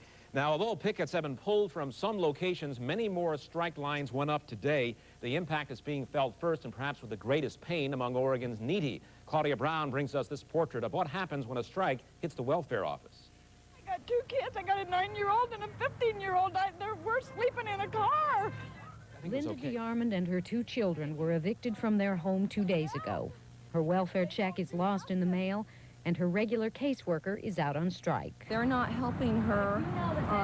They could cancel the check and issue her a new one, but they're not doing that. They could stop payment on the check. There's lots of things that could be done. Helen Gerhardt and her union colleagues blame DeArmond's tears on the state of Oregon. Even before pickets appeared at this Adult and Family Services office, new welfare clients were being turned away and appointments with ongoing clients canceled. The plan allows us to continue to provide help for people who are in an emergency situation, who do not have any shelter or food or have a medical problem that needs immediate attention. They refused to do anything until the check comes back to this office. The only thing they could do was write me out another check for $131 to make up the difference. I mean, what can you do with $131? You can't rent nothing for $131. DeArmond's dilemma may not be solved until the dust of this labor dispute has settled. 90% of Portland area welfare workers are on strike, yet each day, hundreds of needy Oregonians turn to the state for help. Send me a notice saying I had an appointment today, so I came in, and here I am. Appointment's been canceled. An appointment has been canceled, so I wrote her a letter stating that I was in, so I don't know if my check's going to come or what they're going to do. State officials insist people like Joni Lynn Jane will receive their October welfare checks on time. Striking workers are skeptical of that claim. Their clients are just plain scared. I don't have a place to stay. I don't have nothing. From Southeast Portland, Claudia Brown, News 8. Now, Linda DeArmond was referred to legal aid. Later in the newscast, we'll be talking with an official with that agency about how the welfare system is working under siege tonight. No fewer than 51 locations have been struck in Portland alone, dozens of others in the rest of the state. Pickets appeared this morning at all Adult and Family Services, Children's Division, and Employment Division offices between Portland and Eugene. Workers are also out at Portland State University, Western Oregon State College, Eastern Oregon State College, and the Oregon Institute of Technology. Now, if you're a fan of public television, watch closely. Managers are pushing the buttons that bring you your favorite TV shows. Okay, and then once you got that, push pause play. Okay. You're ready for roll on pause, and then transition 5 seconds. Managers took over the controls at public stations in Portland and Corvallis this morning after union workers there joined the strike. Depending on the length of the walkout, you may see reruns of locally produced programs, since photographers and editors are among those on the picket lines. Do you have any fears that this activity could affect viewership? Over the long term, I would hope not. I can't respond to the short-term outcome. Certainly, we're planning business as usual. It's definitely going to slow them down. We've already noticed some technical problems on the air. We see a monitor right through the door here, and we've noticed a few things that have happened. They've got all the management people working, some of them 16 hours a day, and we think it's going to be very effective as far as disruption of the operation. Managers began training last week to take over engineering duties in anticipation of the strike. Some public television office workers are also off the job tonight. Members of the OPEU have chosen a strategy they call a rolling or selective strike. Today, state officials said they were ready to respond with what's already being dubbed a selective lockout. The strike and the potential lockout are the topics of tonight's commentary from our news analyst, John Tuttle. The Oregon Public Employees Union has its right to strike. And as residents and taxpayers of the state, it's proper that the strikers gear their efforts to inconvenience us enough to begin to appreciate their point of view. What went wrong in the OPEU strike was a lousy choice of early targets. It wasn't the general population that felt the strike first. It was some of Oregon's most helpless, the patients at damaged and the Oregon State hospitals, mentally disturbed people who need consistent treatment and who didn't get it because there was a picket line outside. At his news conference today, Executive Department Director Fred Miller was reluctant to say the L word, unwilling to admit that what the state now contemplates is a lockout. If striking psychologists, therapists, aides, and counselors who are now back at work choose to walk again, they will be locked out, replaced for the duration of this labor dispute. In the case of the state's hospitals, it makes good sense for the workers not to test the state's resolve. The union's decision to use the mentally disturbed to make a point did it little credit. Doing the same thing twice would only be worse. I'm John Tuttle. Now, another result of the public employees strike is a decision by Governor Neil Goldschmidt to decide not to address the annual Oregon AFL-CIO convention. Originally scheduled to speak in Seaside tomorrow, the governor now says such an appearance would disrupt the routine business of the convention. It isn't, I think, an attractive idea for me to make it uncomfortable for all of them to conduct the business of that convention. I think my presence will, frankly, tilt the convention off to matters that normally wouldn't occupy them. The governor adds that he also wanted to stay close to the Capitol so he can be available at a moment's notice to join in a possible meeting between both sides of the strike. He admits his administration has friends on both sides of the issue, and a speech to a labor organization might simply further polarize both sides. He also says so far this strike is, as he puts it, very Oregon. That is, both sides will eventually settle and return to work with no bitter feelings. He hopes further developments continue to be very Oregon. Well, in Washington, D.C., Oregon Senator Bob Packwood says he'll fight Robert Bork's nomination to the Supreme Court because Packwood believes Bork would try to overturn a woman's right to have an abortion. George Snyder has more on Packwood's decision, as well as a tally of the other 5 Northwest senators on the Bork nomination. Bob Packwood has long been a champion of women's rights groups. In July, just after the Bork nomination became public, Packwood made this promise to the National Abortion Rights Action League. If I conclude that there is any possibility that he will overturn Roe versus Wade, then I will not only oppose him, I will not only filibuster, but I will lead a filibuster in an attempt to stop him without any hesitancy. Bork's testimony last week left no questions in Packwood's mind. Today he announced, I'm going to oppose Judge Bork's confirmation to the Supreme Court. but unlike his earlier statement, Packwood refused to say he would lead a filibuster or even participate in one to block the Bork nomination. He would only say that he wouldn't vote to stop one. If we don't have the votes, I'm perfectly willing to use the filibuster to vote against cloture to keep him from being confirmed. But if we have the votes to defeat him up and down, I would just soon defeat him up and down. No one knows how the Senate would vote on Bork today. One source says 35 members support the nomination, 35 oppose it, and 30 are undecided. Northwest senators fall into all three groups. Idaho Senators Steve Sims and Jim McClure support Bork. Washington Senator Brock Adams and now Bob Packwood will vote no. But Oregon Senior Senator Mark Hatfield is undecided, as is the senior senator from Washington, Dan Evans. The Bork nomination isn't expected to come before the full Senate until sometime in November. In Washington, D.C., I'm George Snyder, News 8. Still ahead tonight on News 8, our first weather and sports, including the latest on the NFL strike, and then later we'll find out why Main Street in downtown Portland is still closed, even though the Arts Center has opened. And Oregon's grass seed business is booming. We'll tell you about the growing market here. Will Oregon's new 65-mile-an-hour speed limit go into effect this weekend, or will the state workers' strike cause a delay? And next, Multnomah County enters a new age of prisoner surveillance.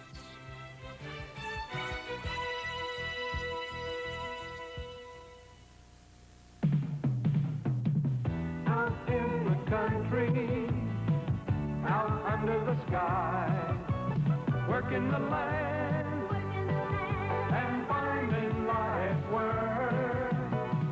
There's nothing like it on earth. Available at Moen Machinery Company, Crawford Olson Equipment Company, and Cascade Farm Machine Company. 92.3 KGON, Portland's ultimate rock and roll radio station. Gives you your choice of the ultimate car. A Jaguar XJS, a Mercedes 300E, a 911 Porsche. The ultimate car. From the ultimate rock and roll radio station, 92.3 KGON. Listen to win. I'm so proud. Proud of my wife. Thanks. And I'll be proud of Bobby. Sarah. He'll play baseball. Tennis. Just like his dad. Mom. He'll be a legend in football. A champ on the court. I think he'll go camping, fishing, golfing, swimming. I think we'll go broke. Nah, we'll go to Best. Oh. When you're thinking about sporting goods, think Best. I can't wait. Well, good, because I think it's time. Time for what? Chewy's challenges Milk-Bone to a chew-off. Which one cleans teeth better? And they're off. Milk-Bone is just a biscuit. It's crumbling fast. But Chewy's in the right lane is made of real beef hide. Gives teeth a marathon workout. Watch. A leading university test shows long after Milk-Bone goes to pieces, Chewy's keeps going strong, so it gets teeth twice as clean. When it comes to cleaning teeth, Chewy's wins paws down. And look for new beef-basted Chewy's for a taste dogs can't resist. Multnomah County's jail has an overcrowding problem, but it might now have at least a partial solution, a high-tech solution that allows the county to release prisoners but still keeping tabs on them. Jeff Sengstack explains. Remember this? A little more than a year ago, this was how Multnomah County decided to relieve jail overcrowding. It let prisoners go en masse. Yeah, Dad. Tempt your tummy with a taste of nuts and honey? Oh, no breakfast till we get to the beach. Hey, B, you say nuts and honey? It's time to tempt your tummy with a taste of nuts and honey. It's a honey oven roll. You know, this bee has something here. It's Honey Nut Cheerios. Crabtree is on the move. We're making positive moves to better serve our rental customers. Step number 1, we're closing our 5 retail showrooms and we must liquidate everything wall to wall. Everything wall to wall. Over $5 million in home furnishings, mattresses, and rental return office furnishings. And every single item is marked down. And we mean down. Marked down to clear out. Major discounts on our already low prices. Everything must go now. Hurry, it's this week at all 5 Crabtree retail showrooms. I'm Kim Singer. And I'm Gary Hill. In the news tonight, a U.S. helicopter attacks an Iranian ship, reportedly laying mines in the Persian Gulf. Striking state workers expand their walkout while the state threatens a lockout. Illinois enacts sweeping AIDS legislation, including testing for all marriage license applicants. And the construction of Timberline Lodge is chronicled in some rare books now on sale. The 10 o'clock news is next.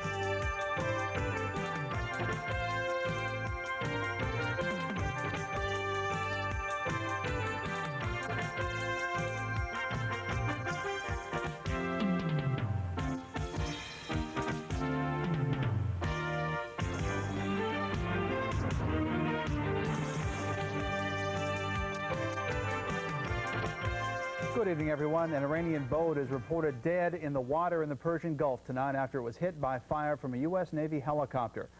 The Pentagon says the helicopter fired on the boat when it was discovered laying mines near Bahrain. That's where the U.S. Navy fleet is anchored.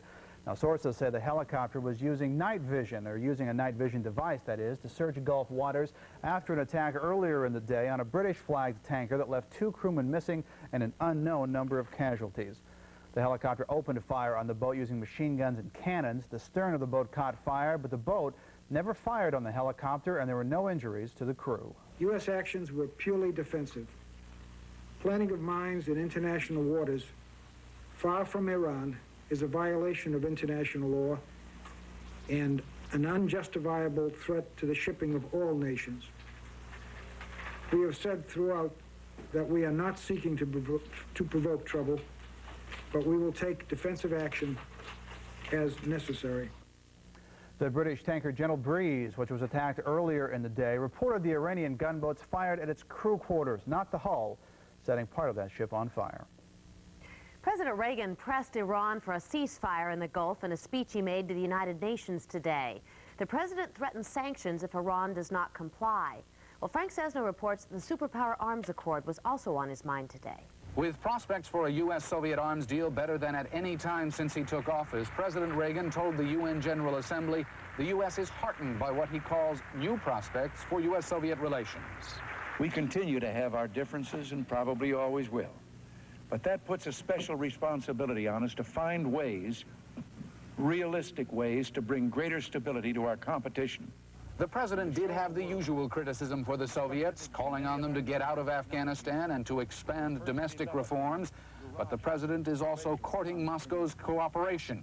U.S. officials say the Soviets may go along with the UN-sponsored arms embargo against Iran if Iran rejects the ceasefire resolution already passed by the Security Council.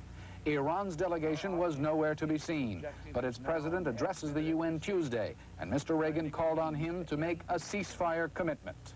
If the answer is positive, it would be a welcome step and major breakthrough. If it is negative, the Council has no choice but rapidly to adopt enforcement measures. The president had more tough talk for Nicaragua, calling on the Marxist regime there to show its commitment to the Central American peace plan by declaring sweeping reforms, including an amnesty and free elections. Unless this happens, democratization will be a fraud. And until it happens, we will press for true democracy by supporting those fighting for it. Later, during a photo session with UN Secretary General Perez de Cuellar, the president was asked his reaction to the reopening of Nicaragua's opposition newspaper, La Prensa. I hope that it is more than just a show. I hope it's for real. While the president had his share of strong words, the once standard, harsh anti-Soviet rhetoric has been amended to a more measured diplomatic line. U.S. officials say things are changing in the Soviet Union, and with a summit planned for this fall, the president believes he can do business with Gorbachev. Frank Sesno, CNN, with the president at the United Nations. In Clackamas County, authorities now know the identity of another of the 7 bodies recently found on a rural hillside near Molalla. The body of Christine Lotus Adams is the 3rd to be identified. The Clackamas County Sheriff's Department says Adams was 35 years old and white. Nothing more about her background will be revealed until tomorrow. Adams was the 5th body to be taken from the scene. The decomposed bodies of 7 women were found 3 weeks ago on a wooded hillside near Molalla. The other 2 women who have been identified had arrest records, one for prostitution, the other for shoplifting. Oregon state officials announced today that they will lock out all mental health workers who leave their jobs to picket as part of the Oregon Public Employees Union strike against the state. Now, most union members who work at the state's mental hospitals were back on the job today. However, a new group of union members from other agencies kept the rolling strike alive by taking to the streets. Trish Nyworth has our story tonight. A new contingent of picketers took their turn today. In this, the 6th day of the state employees' rolling strike, there were more of them, as many as 3,000 on the lines. And they were in new locations, with a heavy concentration statewide on higher education and human resources buildings. Hey, Neil, take Noticeably absent were picketers at most of the places hit last week, including the state's mental health institutions, where the union has asked its members to return for now. But state officials say they can't be kept guessing who's going to come to work at Oregon's 3 mental institutions.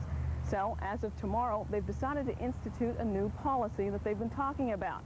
If you work here at the Oregon State Hospital, or at Damish, or at the Eastern Oregon facility, and you choose to picket as of tomorrow, you won't be allowed back on the job until the strike is over.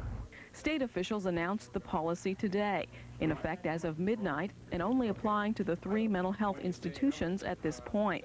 But they stopped short of calling it a lockout. You can use whatever term you'd like, but put yourself in our position. You're not going to have someone on Thursday decide that now these patients do not deserve 24-hour care. If somebody walks out of the door and forgets a key and blames that on someone inside the building, that's a different thing. We're giving people an option.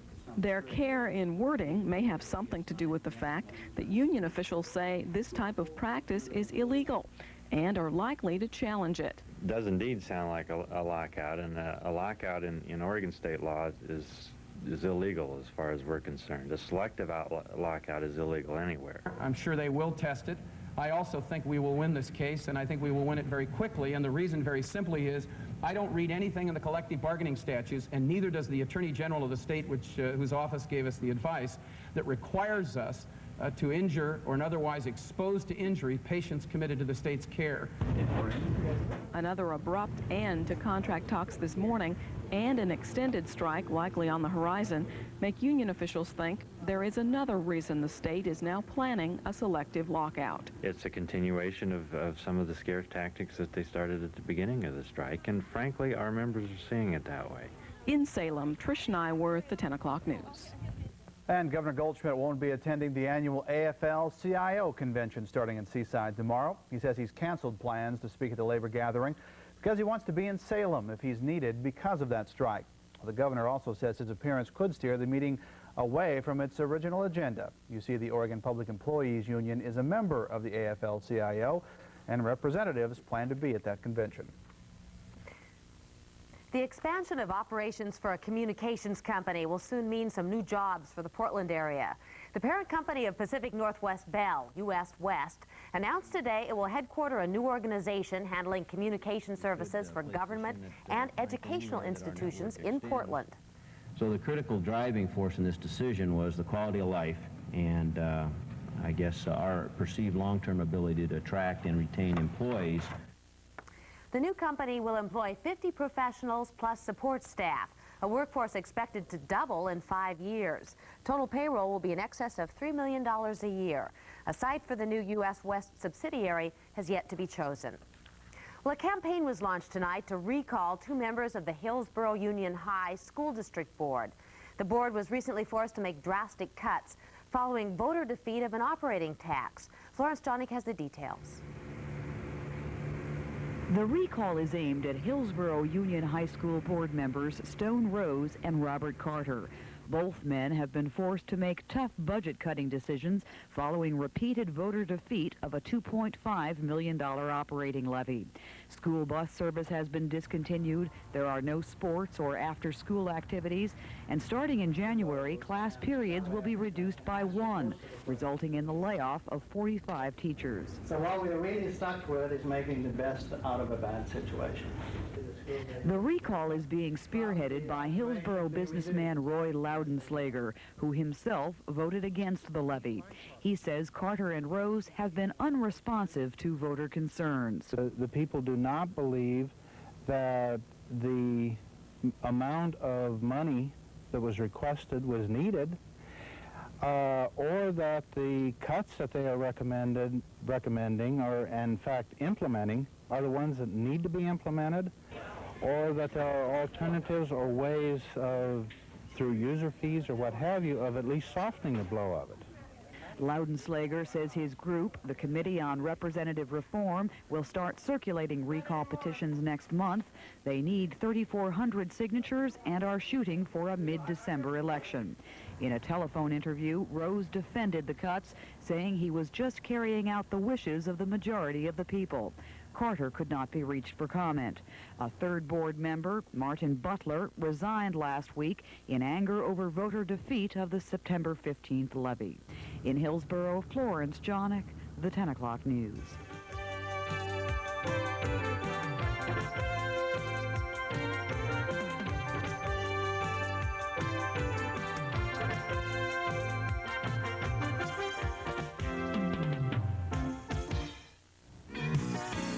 See exciting Lotto on Channel 12 every Saturday night only on KPTV, the official Washington State Lottery station. Give me the keys to the Red Thunderbird Turbo. It's going on now. Hey, Tommy, can we knock another $400 off that Escort? Your Northwest Ford dealer's main event clearance sale. We have a ton of Bronco 2s. One-line financing or up to $1,000 cash back on Ford Ranger and Bronco 2. We blow Chevy's doors away. Even $500 cash back on the popular F-Series Ford trucks. I want the Escort. Tempo is definitely the car for us. The main event will be over soon, so hurry. Write it up. Hey, thanks. You're a miracle worker. I don't pay for a checking account. I have economy checking at Willamette. If I keep $50 in my account, it doesn't cost me a dime. When I got Express Checking, they gave me 200 checks free, and I earn market rate interest. It's like they pay me to have this account. It's simple economics. Willamette Savings has the best checking accounts for your money, plus free ATM access at over 10,000 locations. This is the start of one of the most thorough eye exams you can get. It's the new computerized vision test. Just one of 20 tests and checks at Eye Exam 2000. 20 modern procedures that give you a complete vision evaluation, plus a complete eye checkup, including glaucoma and cataract tests. Thoroughness is Eye Exam 2000. Eye Exam 2000. Inside Lens Crafters. Canyon Place Shopping Center in Beaverton. Today, Illinois Governor Jim Thompson signed into law the most sweeping package of AIDS bills of its kind anywhere in the country. The new measure requires mandatory testing in some cases. Its critics say it goes too $1,000 off list at Bickmore Dodge. Ram 54x4 with deluxe lure canopy is just $89.88. This new full-size pickup with gem top canopy and custom wheels is just $97.88. Drive home this Dakota SC 4x4 with V6 engine and Prospector Savings Group for $10,988. 7 new 1988 Grand Caravans in stock. Your choice. $1,200 off list price. Brian Bickmore Dodge on Canyon Road in Beaverton, where we rent cars and trucks for $12 per day. KGW-TV, Channel 8, Portland. This is News 8 at 11. where news and information come first. Reported by Pete Schulberg, Tracy Berry, meteorologist Jim Little with up-to-the-minute forecasts, and Scott Lynn with the latest in sports. And now, News 8 at 11. Good evening. Tracy Berry is on assignment. Another murder victim discovered near Malala has been identified. With the latest details, reporter Don Rees, who has been working on the story tonight, joins us live from the newsroom. Don? According to the Clackamas County Sheriff's Department, the latest victim to be identified is 35-year-old Christine Lotus Adams. A photograph of Adams was released late tonight, but police refused to give information about the victim's background. Friends of Adams say that the woman is a longtime Portland resident and the mother of 3 children. Tammy Patterson, a former prostitute, says she knew Adams for 20 years. Patterson says she became worried when Adams mysteriously disappeared. And I always heard from her every other day where I was staying at, because her clothes are there too. I was hoping she was out of town, but it looks like she wasn't. Victims already identified by investigators include 23-year-old Lisa Mock and 26-year-old Maureen Hodges, both linked to prostitution. The identity of 4 other bodies discovered near Malala remains unknown, all 7 found in a brushy area east of Malala. The Sheriff's Department says more information will be released tomorrow. Don, how was the identity made? The Sheriff's Department says they believe it was through the use of dental records, and that is how the first 2 people identified were made known, as through those dental records. All right, thanks very much, Don. Another victim identified, the Malala murder victims, another one identified tonight. A recall effort is underway in Hillsborough this evening. The group of parents known as the Core Committee has decided to recall 3 of 5 Hillsborough Union High School board members. With last week's levy failure and no emergency board meeting called, the parents have lost faith in the school board in Hillsborough. How can we best get through it? We can't get any more money at this point other than through private fundraising or user fees or what have you. But we are not getting the cooperation of our elected representatives. The group has decided to recall Robert Carter, James Taylor, and Stone Rose. Recall petitions will be circulated after September 30th. Contract talks are off again this evening as the Oregon Public Employees Union strike approaches day number 7. Negotiations broke off this morning shortly after they began with no sign of a settlement. Meanwhile, the state decided today that as of midnight tonight, those union members off the job at state mental institutions will not be allowed back until after the strike is settled. The lockout action is aimed at striking workers at the Oregon State Hospital in Salem, Damish Hospital in Wilsonville, and the Eastern Oregon Psychiatric and Training Centers in Pendleton. A spokesman says the ruling will ensure the well-being of patients. More pickets are turning up. Today they appeared at all adult and family services offices, as well as children's and employment division offices between Portland and Eugene. Workers are also out at Portland State University and 3 other state institutions. And the strike even hit public television stations in Portland and Corvallis as managers took over at the controls to help keep programs on the air. And one more impact of the strike, those 65-mile-an-hour signs may be late in getting posted. Motorists are being advised that the legal speed remains at 55 until the new signs are in place. Meanwhile, Governor Goldschmidt has canceled plans to speak tomorrow at the state AFL-CIO convention in Seaside. The governor now says such an appearance would disrupt the routine business of the convention. It isn't, I think, an attractive idea for me to make it uncomfortable for all of them to conduct the business of that convention. I think my presence will, frankly, tilt the convention off to matters that normally wouldn't occupy them. Goldschmidt adds that he also wants to stay close to the Capitol so he can be available for late developments in the state workers' strike. Now, the question on the minds of football fans everywhere tonight, will the NFL play football this Sunday? Scott Lynn joins us live from the newsroom with an update. Scott? It doesn't appear so, Pete. The NFL's second strike in 6 years began tonight immediately following the conclusion of the game between the Patriots and Jets. The key issue is free agency. The players want the right to choose where they work. The owners say they'll continue the football season after a 1-week break with players who cross picket lines and by signing free agents. I'll have more on the NFL player strike later in the newscast. Pete, back to you. Okay, thanks, Scott. We'll check in with you then. Now, tonight's strike brings the regular NFL football season to an abrupt end, and that's not sitting too well with some football fans. Sharon Mitchell talked to some as they watched the Jets and the Patriots tonight. When the game between the Jets and the Patriots started, the strike was still a possibility. not a certainty. Oh, I'd be real disappointed. It'll mess up the whole season, definitely. What would you do on Monday night? I don't know. Come up with something. Go bowling, I guess. Fans gathered at the East Bank for Monday Night Football. One fan jokingly said he wanted to see the last game of the season. Unfortunately, it was no joke. Those we talked to say the players and the owners aren't the only ones who lose out. You wait a long time for football season to start up, and you start to root for your team, and the next thing you know, they're going to call it a season. So I'm against it right now. Well, I think the players have some legitimate gripes, and the ownership has some legitimate gripes, and I think it should probably be managed while the football season is going. Well, I really don't understand it, to be honest with you. I just don't know what I'm going to be doing on Monday nights from now on. While fans are disappointed, they know there's little they can do about it.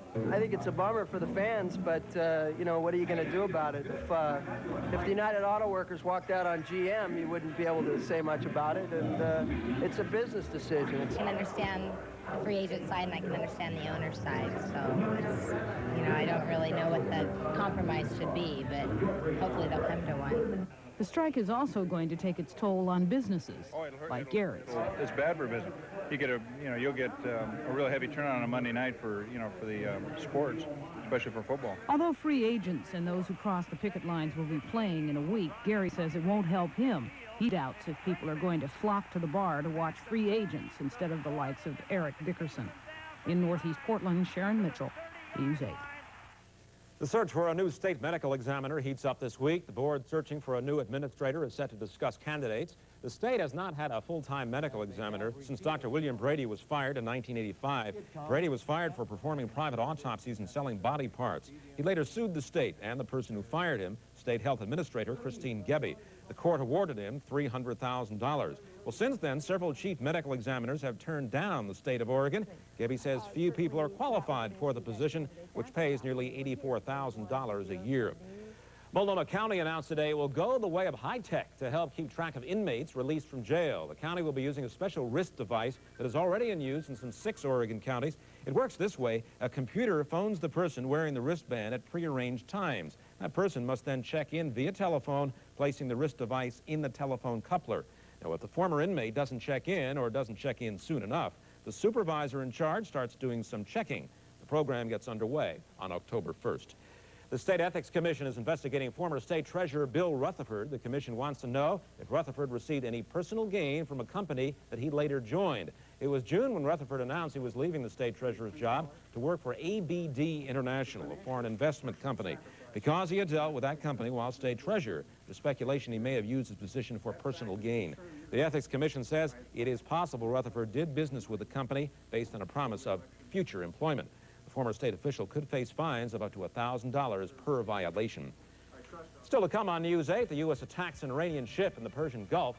Senator Packwood speaks out against Robert Bork, and a communications giant announces plans to locate an office in Portland.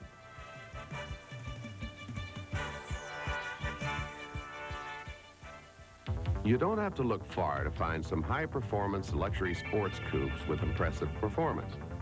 You don't have to look any farther than Mazda's all-new MX-6 GT, a turbocharged, intercooled road machine that'll outrun those guys and run you many, many thousands less. It's all part of our intense commitment to your total satisfaction. That's the Mazda way. Get a great deal at your Northwest Mazda dealer today.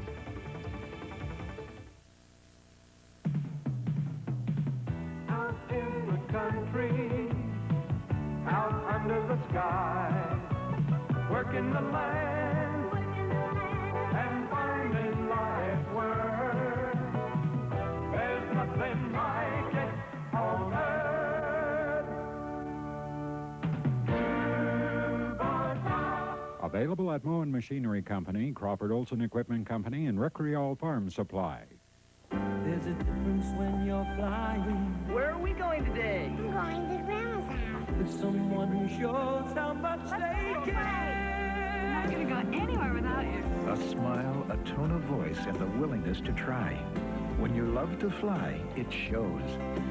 Delta loves to fly, and the feeling grows. Love to fly, and it shows. A U.S. military helicopter attacked an Iranian ship in the Persian Gulf today after discovering it was laying underwater mines. Both the White House and the Pentagon say it was a defensive move. U.S. authorities say the ship caught fire and 2 sailors were reported missing. The attack occurred in international waters. Controversy still surrounds the confirmation of Robert Bork appearing once again before the Senate Judiciary Committee in Washington, D.C. And from Oregon, Senator Bob Packwood vows to oppose the Bork confirmation. Packwood says if Bork shows signs of overturning Roe versus Wade, the ruling that gives women the right to have an abortion, he will help lead the fight. We don't have the votes. I'm perfectly willing to use the filibuster to vote against cloture to keep him from being confirmed. But if we have the votes to defeat him up and down, I would just soon defeat him up and down. Congressional leaders say the outcome of the confirmation hearings is still too close to predict. A final Senate roll call is not expected on confirmation until October. A bill designed to prevent discrimination against AIDS patients will not be supported by the Reagan administration. The new bill would make it illegal to disclose names and other information obtained through AIDS counselors and tests. It would also ban discrimination against people infected with AIDS and would require that more than $400 million be spent on health clinics that serve high-risk areas. The Reagan administration opposes the bill. U.S. West gave Portland an endorsement today that could reap long-term economic benefits. At a news conference this morning, the communications giant announced plans to locate a 50-employee regional marketing office here. The move does not mean more jobs for Oregonians, however, since all the personnel will transfer in from other locations in the U.S. West 14-state territory. But it does show that when major corporations examine Oregon as a business site, they like what they see. In Portland, we see diversity in the leadership of the business and the government here. We see strong support for education and the arts and a quality of life that will attract top-notch employees from throughout U.S. West. Because of decisions like this, each of them being made in increments, this state is moving at a rate now that it's really quite reasonable to expect that in a national sense, over the next 5 years, we will pass a lot of other folks who I think thought Oregon wasn't a competitor. Now, this new office covers phone systems sold to government and education offices. U.S. West says up to 12 other marketing branches will consider moving to Oregon and will make their decisions within a few months. Well, Portland's new zoo director is probably in town this week. Metro officials just haven't identified him or her yet. The annual convention of the American Association of Zoological Parks and Aquariums has brought a who's who of zoo officials to Portland. Over 1,000 people will spend 4 days here studying the status of storks and crocodiles and other creatures in captivity. The Washington Park Zoo has been without a director since August when Gene Leo took a job with the Rose Festival Association. This conference provides an ideal opportunity to recruit applicants and show off the zoo. Still to come on News 8, Jim Little will update our weather pattern, what's in store for the rest of this week. And we'll soon be seeing a lot more of Jessica Hahn, the woman who says she had an affair with Jim Baker. She goes public in a big way.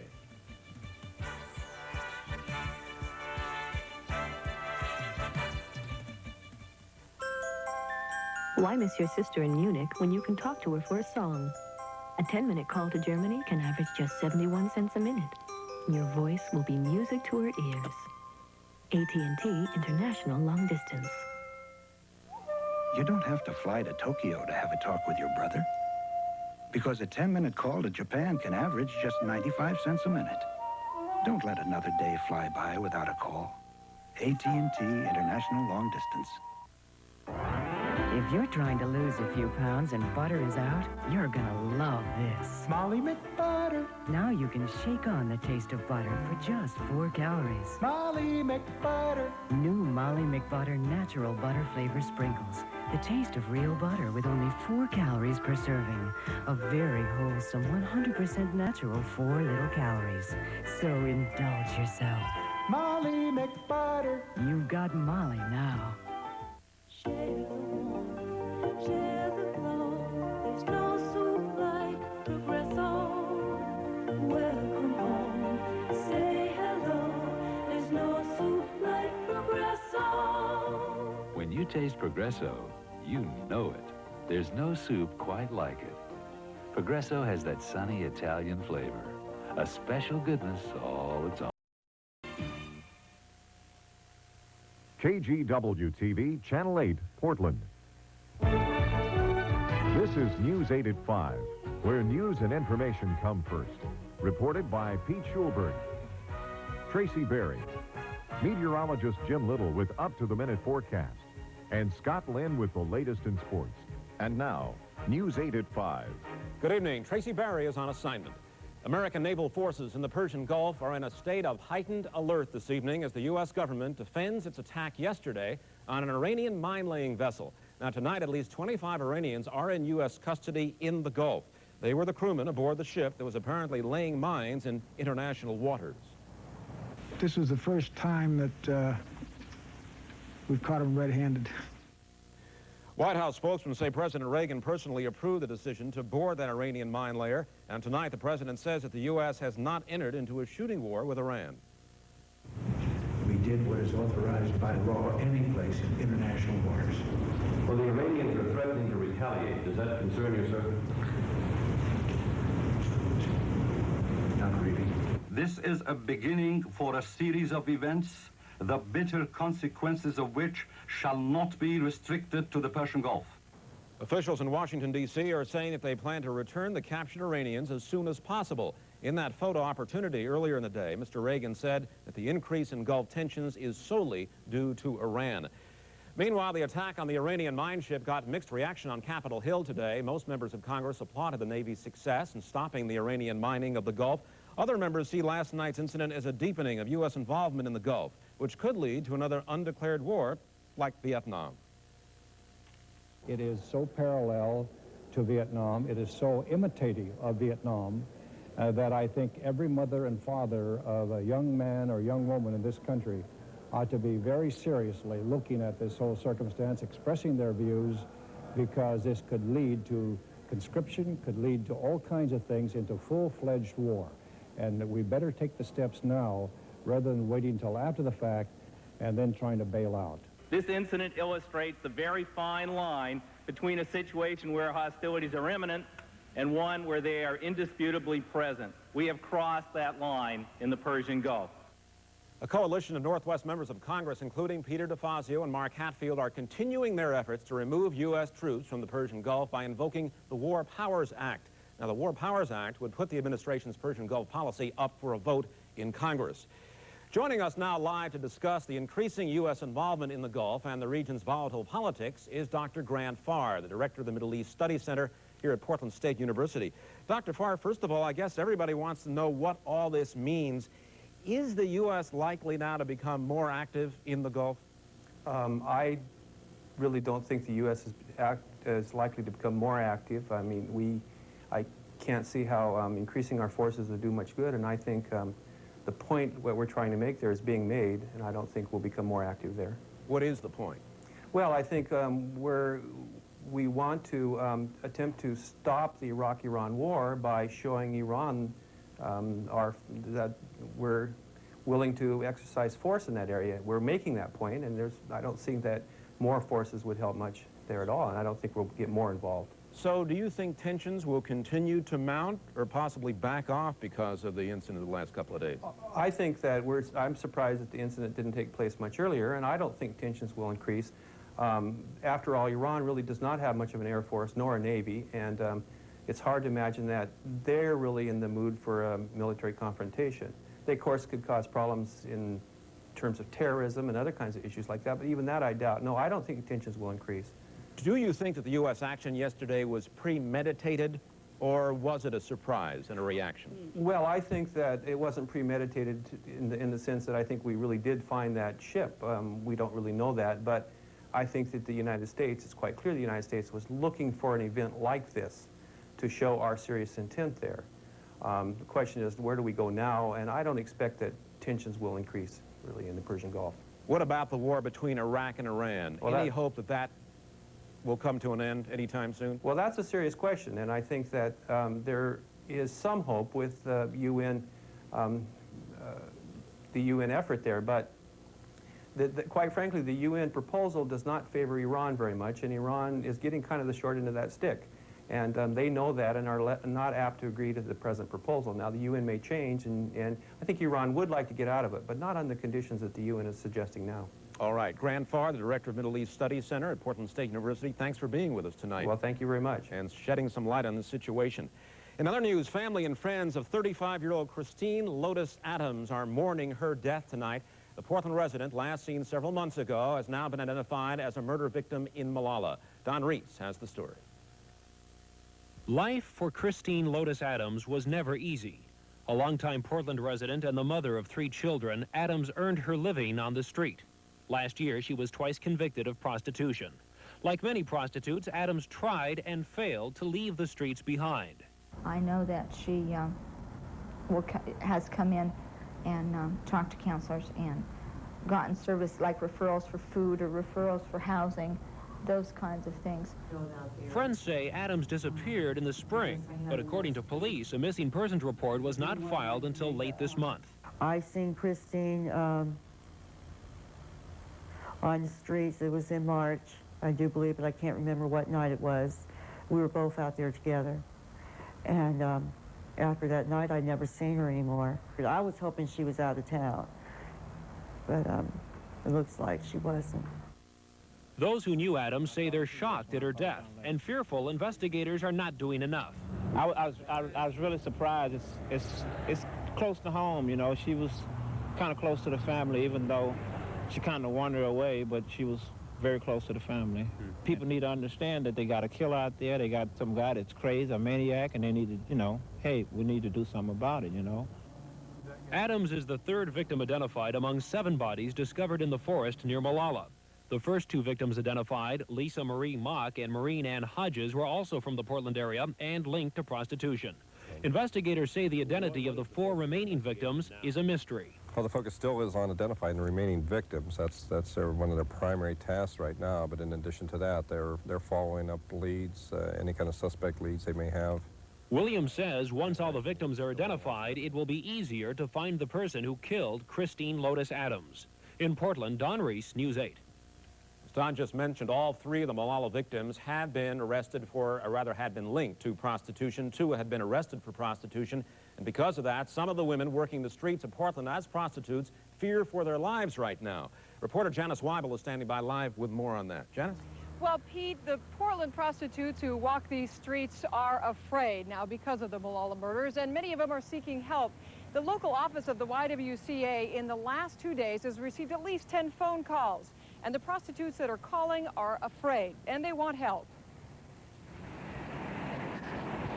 Well, I don't want you to be either homicidal or suicidal today. Do you want to come in and talk today? Marty Good is a friend to local prostitutes. She's a member of the Council for Prostitution Alternatives at the YWCA. She says prostitutes are calling her out of fear and desperation to get off the streets. I need help. I need to get off the street. I'm really scared. One called and said that she knew Lisa, and her friend died. So she wants to do something. She's not going out there again. Good says it's difficult for prostitutes to walk away from the streets. For some, this is all they know. This is home, where their friends are, including their pimps, regardless of how they're treated. They terrorize them, and they have a strong influence. And when you don't have, you only have a negative self-concept. Good says earning a living is not an issue with these women, that they have a bigger problem of a self-image. The YWCA is just one of several outreach programs in the Portland area that's trying to help. And Pete, Marty Good says that it's the lifestyle that prostitutes lead that make them so vulnerable to violence. Janice, just how can these women get help? Where can they go? Well, there is an agency called the Council for Prostitution Alternatives that operates within the city, and it works with several agencies, including the YWCA. They're listed in the phone book. I have also got the number for them. It's 281-6833. Call them. They'll try and help. I'm told that they've been swamped with a lot of phone calls, and they're trying to reach and talk to everyone that's been calling lately. Certainly a scary situation with the Molalla murders. That's for sure. Thanks very much, Janice. Janice Weibel reporting tonight. And still ahead this evening on News 8, weather with Jim Little and sports with Scott Lynn. And then later we'll find out what the experts think after touring the Washington Park Zoo here in Portland. And Nike posts record earnings. We'll have details on that. We'll also take a look inside the Portland School Lunch Program and find out what your kids are eating each day. And next, new targets are hit in the Oregon Public Employees strike.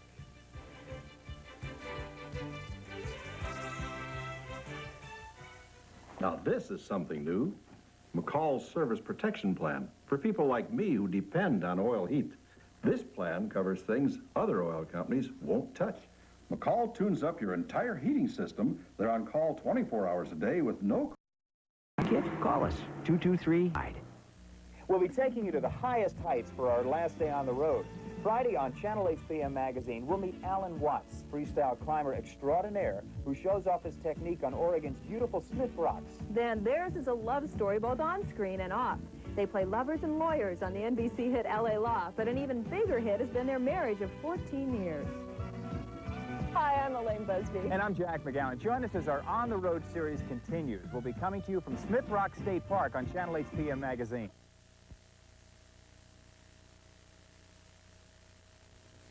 KGW-TV, Channel 8, Portland. This is News 8 at 11, where news and information come first.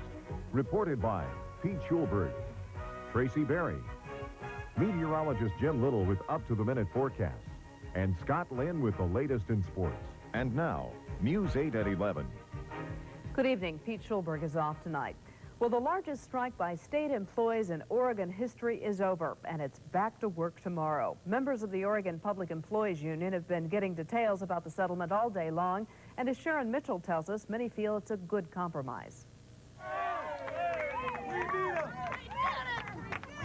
The union spokesman said the settlement had to be give and take, a win-win situation for both the state and its union workers. And OPEU members at union headquarters feel that's just what it is. We've gone pretty much the middle of the road, so we've both given in a little bit on a lot of the issues, and I think it could have been done a little quicker than this because, you know, with the give and take, bargaining, that's what bargaining's all about. And I've called a lot of my membership, and we're real happy. They weren't going to give us completely everything we wanted, but yes, I think we did just fine. Well, everybody here feels good. We're tired of getting underpaid. Now we feel like we're worth something again. We got justice, we got dignity, and we got a good contract, and I feel that we just deserve every bit of it. It's great. The settlement followed a 15-hour marathon bargaining session. Just before 11 a.m., the announcement was made. I think all of us are very pleased that we have the agreement and that the strike is settled and we can get back to do some very productive work. The two sides agreed to a flexible package, which includes pay equity for some union workers, merit raises, benefits, and a 2% pay increase retroactive to July 1st, with a 4% boost in January of 1989. Union members feel their 9-day rolling strike made all the difference. The proof, they claim, is the $8 million boost added during the bargaining session. Solidarity forever, for the union makes us strong. The next step, of course, is the ratification vote, and that should take place sometime early next week. That's when we'll know whether or not the feeling here echoes the feeling of all union members. In Northeast Portland, Sharon Mitchell, News 8. Another strike over in the north of us in Edmonds, Washington. Negotiators there have settled the state's longest ever teachers' strike. A tentative agreement was reached today after an all-night bargaining session. If all goes according to plan, the district's 17,500 students will be back in class on Monday, 4 weeks behind schedule. Speeders beware. The state police plan special patrols on Oregon highways, in part to enforce the new 65-mile-per-hour speed limit, and in part to enforce the current 55 limit. To explain, Don Reese now joins us live. Don? Well, according to the state police, no matter what the legal limit, too many people are speeding on Oregon highways. So starting this weekend, troopers plan to crack down. And as we learned tonight, that means a lot of people are going to get tickets. Right along with the state police, and you'll see most drivers aren't obeying the speed limit. In Trooper David Nelson's car, the radar gun shows traffic moving at over 60, even 70 miles per hour. Nelson says drivers don't seem to realize the legal limit is 55 and will remain 55 on most roads even after this weekend. Most people that I talk to seem to think it's going to be 65 everywhere. Very few of them, with all the publicity, they still think it's going to be 65 here. The new 65-mile-per-hour limit applies only to certain stretches of I-5 and I-84 outside of the Portland area.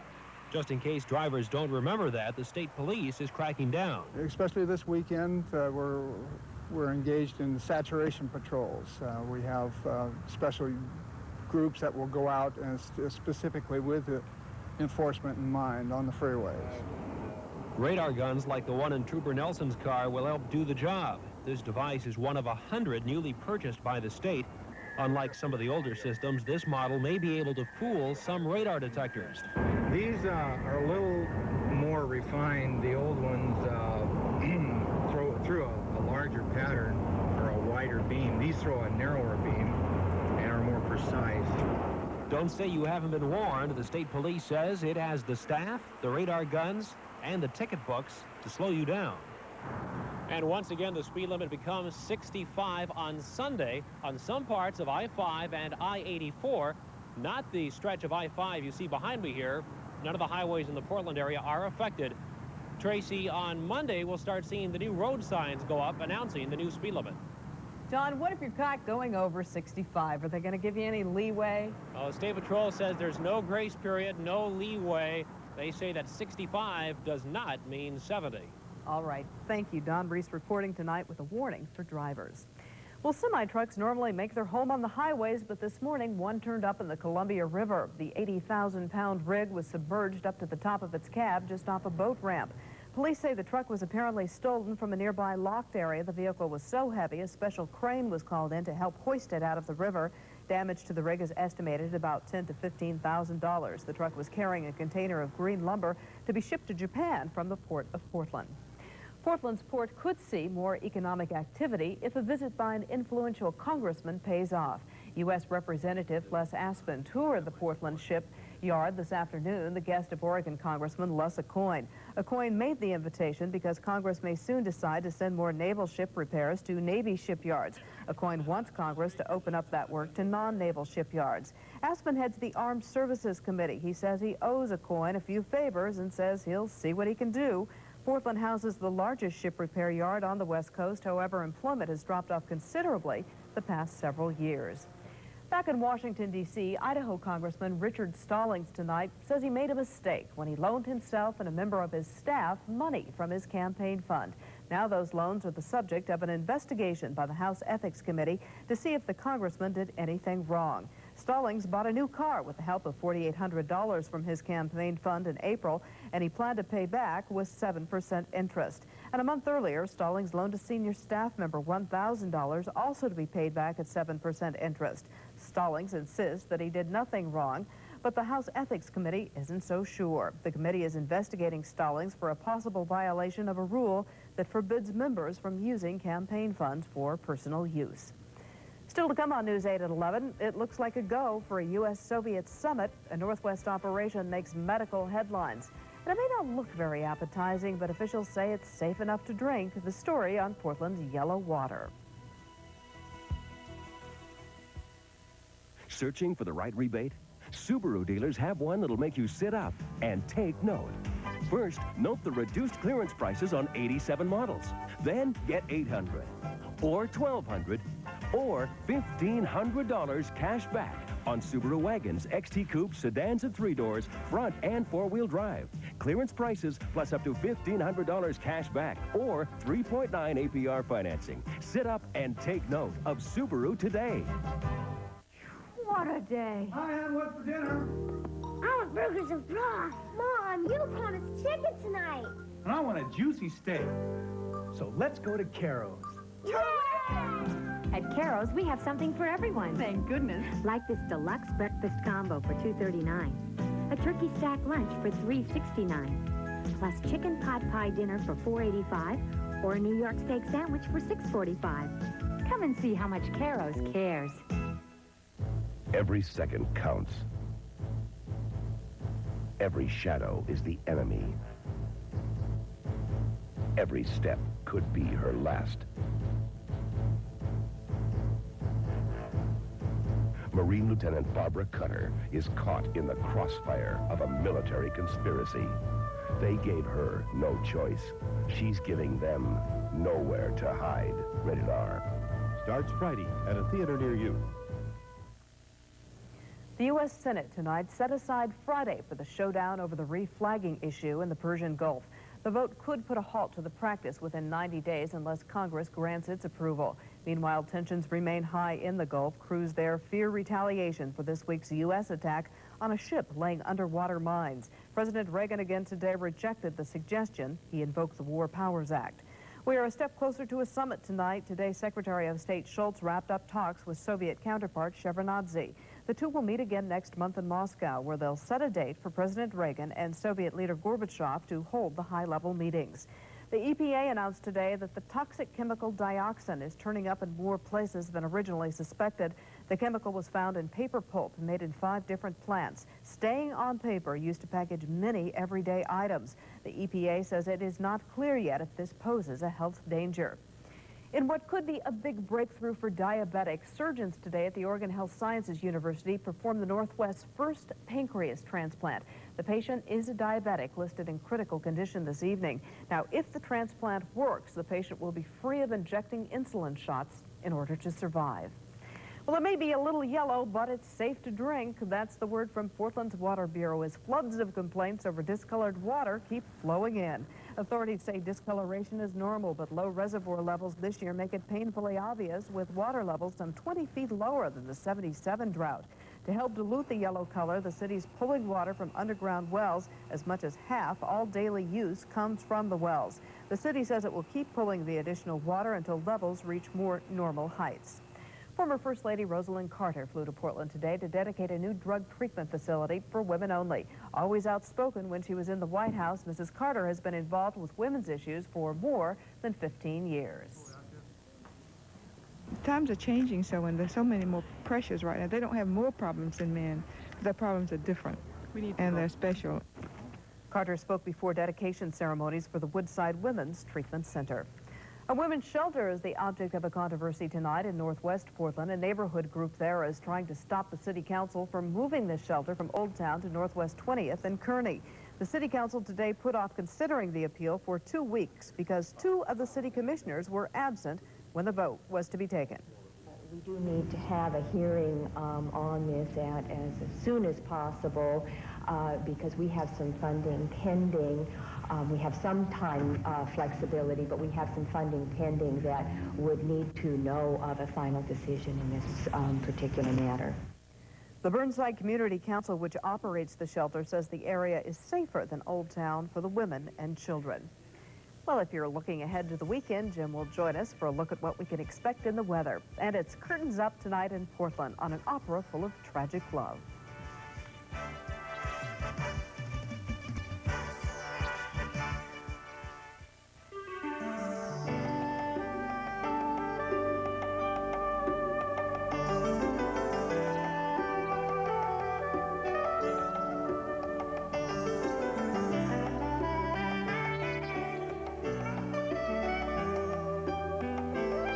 Come home to resort living.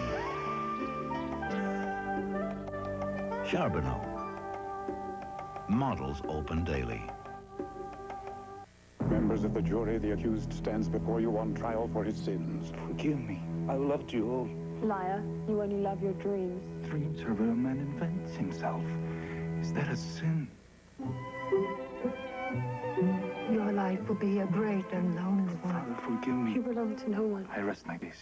If living with obsession is a sin, let me be guilty. Calvin Klein's obsession for men. I'd know him in the dark. Exclusively at Maya and Frank. You know, here in the Northwest, driving is pretty important to us. That's right. Where else can you find the ocean and the mountains just a short drive away? Well, when it comes to buying a new car or truck, we want the best price. From a dealer we can count on to keep us on the road. Well, now we have one of the biggest in the world right here in the Portland area, Bob Frink. That's right. Bob Frink has 17 dealerships in the West, and now he's here to help us get what we want. At the lowest price. So now all you have to do is see Bob Frink Hyundai. Bob Frink Nissan. Or Chevy, Suzuki. Or Mitsubishi. Cascade Music invites you to their Grand Piano Fair. Over 100 grand and professional Yamaha and Schumann pianos are on sale this Friday, Saturday, and Sunday only. Easily arranged financing on their huge new and used inventory. Save over